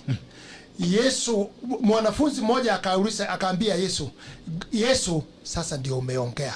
It's the same question the lady has put. Because we left everything to vote for the president, and we suspected the answer would be we are going to have something because of good leadership. Na mwanafunzi mmoja aliposema namna hiyo, ningauliza, unataka useme Yesu hakuwa ameongea? Alikuwa amefanya miujiza mingi sana kabisa, lakini kwa sababu aliongea ile mambo iliwahusu. Mathayo 19 mstari wa 29, we left everything to vote for the president. Please, let's have what we agreed, and we want nothing, peace only in this country. The other things tutahustle. Tunataka amani peke yake. Amani peke yake. Hamtaki mambo mingi. No. Makofi ya amani. What's your tackle of the day? My tackle of today, it is actually, we have tackled people, we have tackled issues, we have tackled... Until you have married off, Lucy. Yes, and we have talked good things. And let me tell you, we have tackled good thing and the truth. And let's keep on talking the truth. The truth will let us free. Hata mimi, if you don't tell me the truth, you don't preach for me as my friend, we are good friends. You are young, I'm old. Advise me on the things which you are seeing, I'm talking, and are not good things. Put me right, and I will be corrected. Usingoje miti mpaka ikue, useme utaikunja. Miti inakunjagwa kama iko mchanga. For now, we are still pushing the peace of this country. Let's push and pray the president will come together and they will bring us together so that we have tackled good things today, and God help tackle ili muendelee kutackle mambo kwa njia ambayo ni transparency. You know, many station has brought problem. Yes, many station has brought problem. If you talk the truth, you are known you are talking the truth, you cannot be given an opportunity to be there. And you see, Kenyans are watching. Why are you becoming very popular? Because you are open to the people. And you have said something very important here. Umesema, nyinyi, neither tanga ama kieleweke, you are not interested. You are interested with a man, with a woman, mtu atakuja azungumuze mambo ya kuunganisha Kenya and to talk the truth. It's only unfortunate that my sister, she's not a preacher. Kama angeenda State House ahubiri hiyo mambo, he could have brought Kenyans together. Kabisa. Ya maombi. Hii ningekuwa maombi ya ukweli. Ukweli. Hai. Yes. Wacha nisome, nimeona kuna barua hapa ya watu ambao wamepotea. Kuna vijana ambao wamepotea hapa wanaitwa Missing Brothers. Jamaa anaitwa Moses Kamau aka Fundi Kamau aka Mose. Jina ni Moses Kamau. Akona urefu wa 5'7" feet. Complexion ni brown and has big upper teeth cap. Akona mwanya kwenye mdomo wake. Baadaye nitaanza kupiga picha hii poster alafu nawekee muweze kujua. Miaka akona 40 years. Kazi ambayo anaifanya occupation ni businessman, general broker in Nakuru town. Language spoken English, Kiswahili, Kikuyu. Mara ya mwisho alionekana ni tarehe 21 mwezi wa 9 2020 akiwa pale Mile 9 area wearing brown checked shirt, brown material trouser and a brown moccasin shoe. Alikuwa amevaa kiatu ya moccasin. Ndugu yake pia anaitwa Joseph Ngugi Masharia. Jina yake Joseph Ngugi Masharia. Akona urefu wa 5'10" feet na complexion yake ni chocolate with some discolored teeth. That is akona rangi ya meno kidogo na complexion yake ni chocolate with some discolored teeth. Alright. Miaka akona 38 years na kazi yake ni mwalimu pale ambaye anazungumza ni English, Kiswahili na Kikuyu. Mara ya mwisho alionekana ni 21st mwezi wa 9 2020 akiwa ameivalia a grey t-shirt, long sleeved grey sweater, grey black jeans trouser na black leather shoes. Hao ni vijana ambao wamepotea. Wanaitwa wa kwanza anaitwa Moses Kamau na wa pili anaitwa Joseph Ngugi Masharia. Ndaweza kupiga picha baadaye, we'll do a scan of this poster alafu tuweze kuwekea pale kwenye Facebook. Kama kuna watu ambao mmoiona, you can make a call to 0737 206287 0737 206287. Nambari nyingine ni 0700 273 521. Hao ni ndugu ambao wamepotea, Moses Kamau aka Fundi Kamau aka Mose na Joseph Ngugi Masharia. Baadaye nitaanza kuscan hii poster alafu niwaekee pale Facebook. Kama kuna mtu ambaye ameiona, nitaweka pia nambari pale on you can call. You can actually report to the nearest police station in Nakuru. Nimeona kuna jamaa amesema kuna jamaa ameenda kuna watu kwa maneno. Amesema kuna jamaa amesema tupitie Qatar mahali ndege inakunywa mafuta. Ataenda kutupea accommodations siku nyingine tena siku nyingine 310. Alright, naona kama kuna offers mingi. Mheshimiwa, nataka kushukuru sana kwa sababu ya kukubali kuja kuzungumza na sisi na kuendelea na ile amani ibada ya the preaching of peace in Nakuru County. I have to say this that I also come from a place where we're cosmopolitan in Eldoret. Na kumekuwa na hii dhana ya kwamba Wakalenjin wakiwa lazima wapigane kila wakati ama lazima kukuwe na clashes every other time. We don't need to go back. As a person, I'll tell you this. It doesn't matter what it takes. Ikuwe ni siasa, ikuwe ni nini, we will never want to fight with our brothers again. Yes, true. Not with any Kenyan. Not only the Kikuyus, but we never want to fight with any. Kwa sababu ilitokea kila mahali. Kuna watu pia Wajaluo waliuliwa, kuna Wakikuyu waliuliwa Kisumu, kuna watu ambao walipoteza maisha yao Naivasha, and we need to have these honest conversations ya kwamba it's not about two tribes. It's about a country that fought itself. Na hata kurudi pale. So endelea kuhubiri hivyo. Ambia watu amani, amani, amani. Watu viongozi ambao tunasema watakuja wataenda. Kenyatta alikuja ameenda. Yes. Moi akuja ametuacha juzi. Yes. Ambao huko kwenye uwanja leo pia watakuja wataenda. We still have a nation. Yes. And we must build a nation of a country ambaye mtoto wangu ataishi anywhere bila kuuliza swali. Masikia Bosiri amezaliwa wapi? Amezaliwa huko kwenu Subukia. Na anasema anaishi Thika na ni Mkisi ambaye ametoka Kisi. We want to build such a nation where mtoto ataenda ishi mahali na zijajiwe. Lucio unaona saizi tayari ameshachukuliwa na Maina. Na yeye anatoka Western. Hivi tunatakuwa yuko. Watoto ambao watawazaa tutawaita vipi? Tutawaita aje? Tutawaita Kuluya. Combination ya Mluya na Mkikuyu is dangerous. Ni noma kabisa. Hiyo ni noma kabisa. Hatari. Yes. So nashukuru wewe sana. Wao watu ambao umetutangazia. Thank you so much. Karibu. Wametoka Bahati. Bahati inaitwa kwa Amos. Juzi tulikuwa na maombi ya kuomba hapo kwa sababu yao na ni shida na ni brothers. Na walidisappear wakiwa pamoja at the same time. Lakini I'm asking the CID, the people who are involved, surely hiyo lazima iangaliwe katika orodha ya majina kwa Safaricom. Ni nani walikuwa wanawapigia? It's a simple thing, but our officers don't want to work. It's a very simple thing. Today, mambo ya mtu amekupigia simu kuweza kujua ni nani na ako wapi is a minute. Today, pesa kuweka kwa bank, kutransfer kwenda account nyingine is very easy to know from which account to which account. Hii wanafanya investigation ati imeibiwa. Kwa hivyo tunakushukuru. They are brothers. Tulifanya maombi juzi hapo kwa Amos na nilikuweko na tunaendelea kuomba. At least Mungu atusaidie kama tutaweza kuwapata wakiwa hai, we shall appreciate. Kwa sababu hata afadhali watu wapatikane na wazikwe na watu yao kuliko kudisappear na wajulikane bila kujulikana. Tunaomba kwamba Mungu ya kwamba we don't want to conquer the rape. Mungu tafadhali linda wa mahali wapo ili waweze kutufikia salama, wafikie familia yao salama. Anyway guys, thank you so much for the guys who have joined us online. It's always a pleasure to have you. We love you guys. Tunawapenda sana. We love you the tacklers ambao mnakuja hapa kila siku kukaa na sisi all this time. Wala watu pia ambao wanataka kuoa panelist wangu ni baki peke yangu. Pia tunawapenda zaidi. Until tomorrow, may everything work in your favor. Na kama kuna mtu ambaye anafikiria kuna mtu anataka akuje hapa, tafadhali mlete. We don't want all these noises. Hii si project ya mtu yeyote. Hii nafasi ambayo tulikuwa na NGUNJIRI tukikanyagana nayo kwa mainstream media. But the truth is the mainstream media has become slaves of the system. Because for us, we don't do business with the government. You know, so we don't hold them anything. We speak the truth. Kwa sababu Wakenya wanahitaji kusikia ukweli.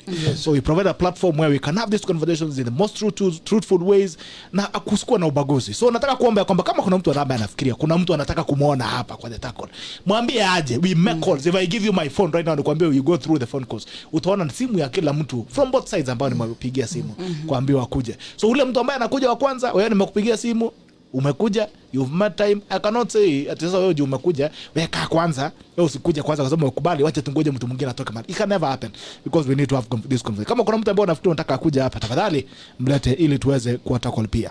We love you guys. The tackle ends now and see you tomorrow. Bye bye. Thank you so much. Ungenipa nafasi moja nikuachie. Nataka kuachia maombi. Hii tukiona mbele kuko na shida tunaweza kuweka kwa njia mzuri. I want you to keep on asking. Hii watu wanakuwa mobilized kwenda mazishi Thika. From every county 100. What is the motive behind it? Hawa vijana wanakuwa mobilized kwenda Thika. What is the motive behind it? We must condemn that because we want peace. Walikufa, we must give them respect. Wazikwe kwa njia mzuri, but not kupeleka siasa. Siko mobilize watu from other countries. We want to print something which is not good. Please keep on asking that until Friday. Why people being mobilized, being given 1,000 kwenda kwa mazishi hiyo? What is the motive about it? Tutazidi kuuliza kwa nini. We would want to know because we also don't want to get in a country. If you are speaking about peace, let's all participate in peacemaking. Kama kuna mtu kwenye serikali anapanga kupeleka vijana mazishi sijui 100 kutoka wapi, those guys who have left us, let's give them the dignity, waende wapumzike, na tusilete vita nyingine. Until tomorrow, we love you guys. Take care. The tackle ends now. Bye bye.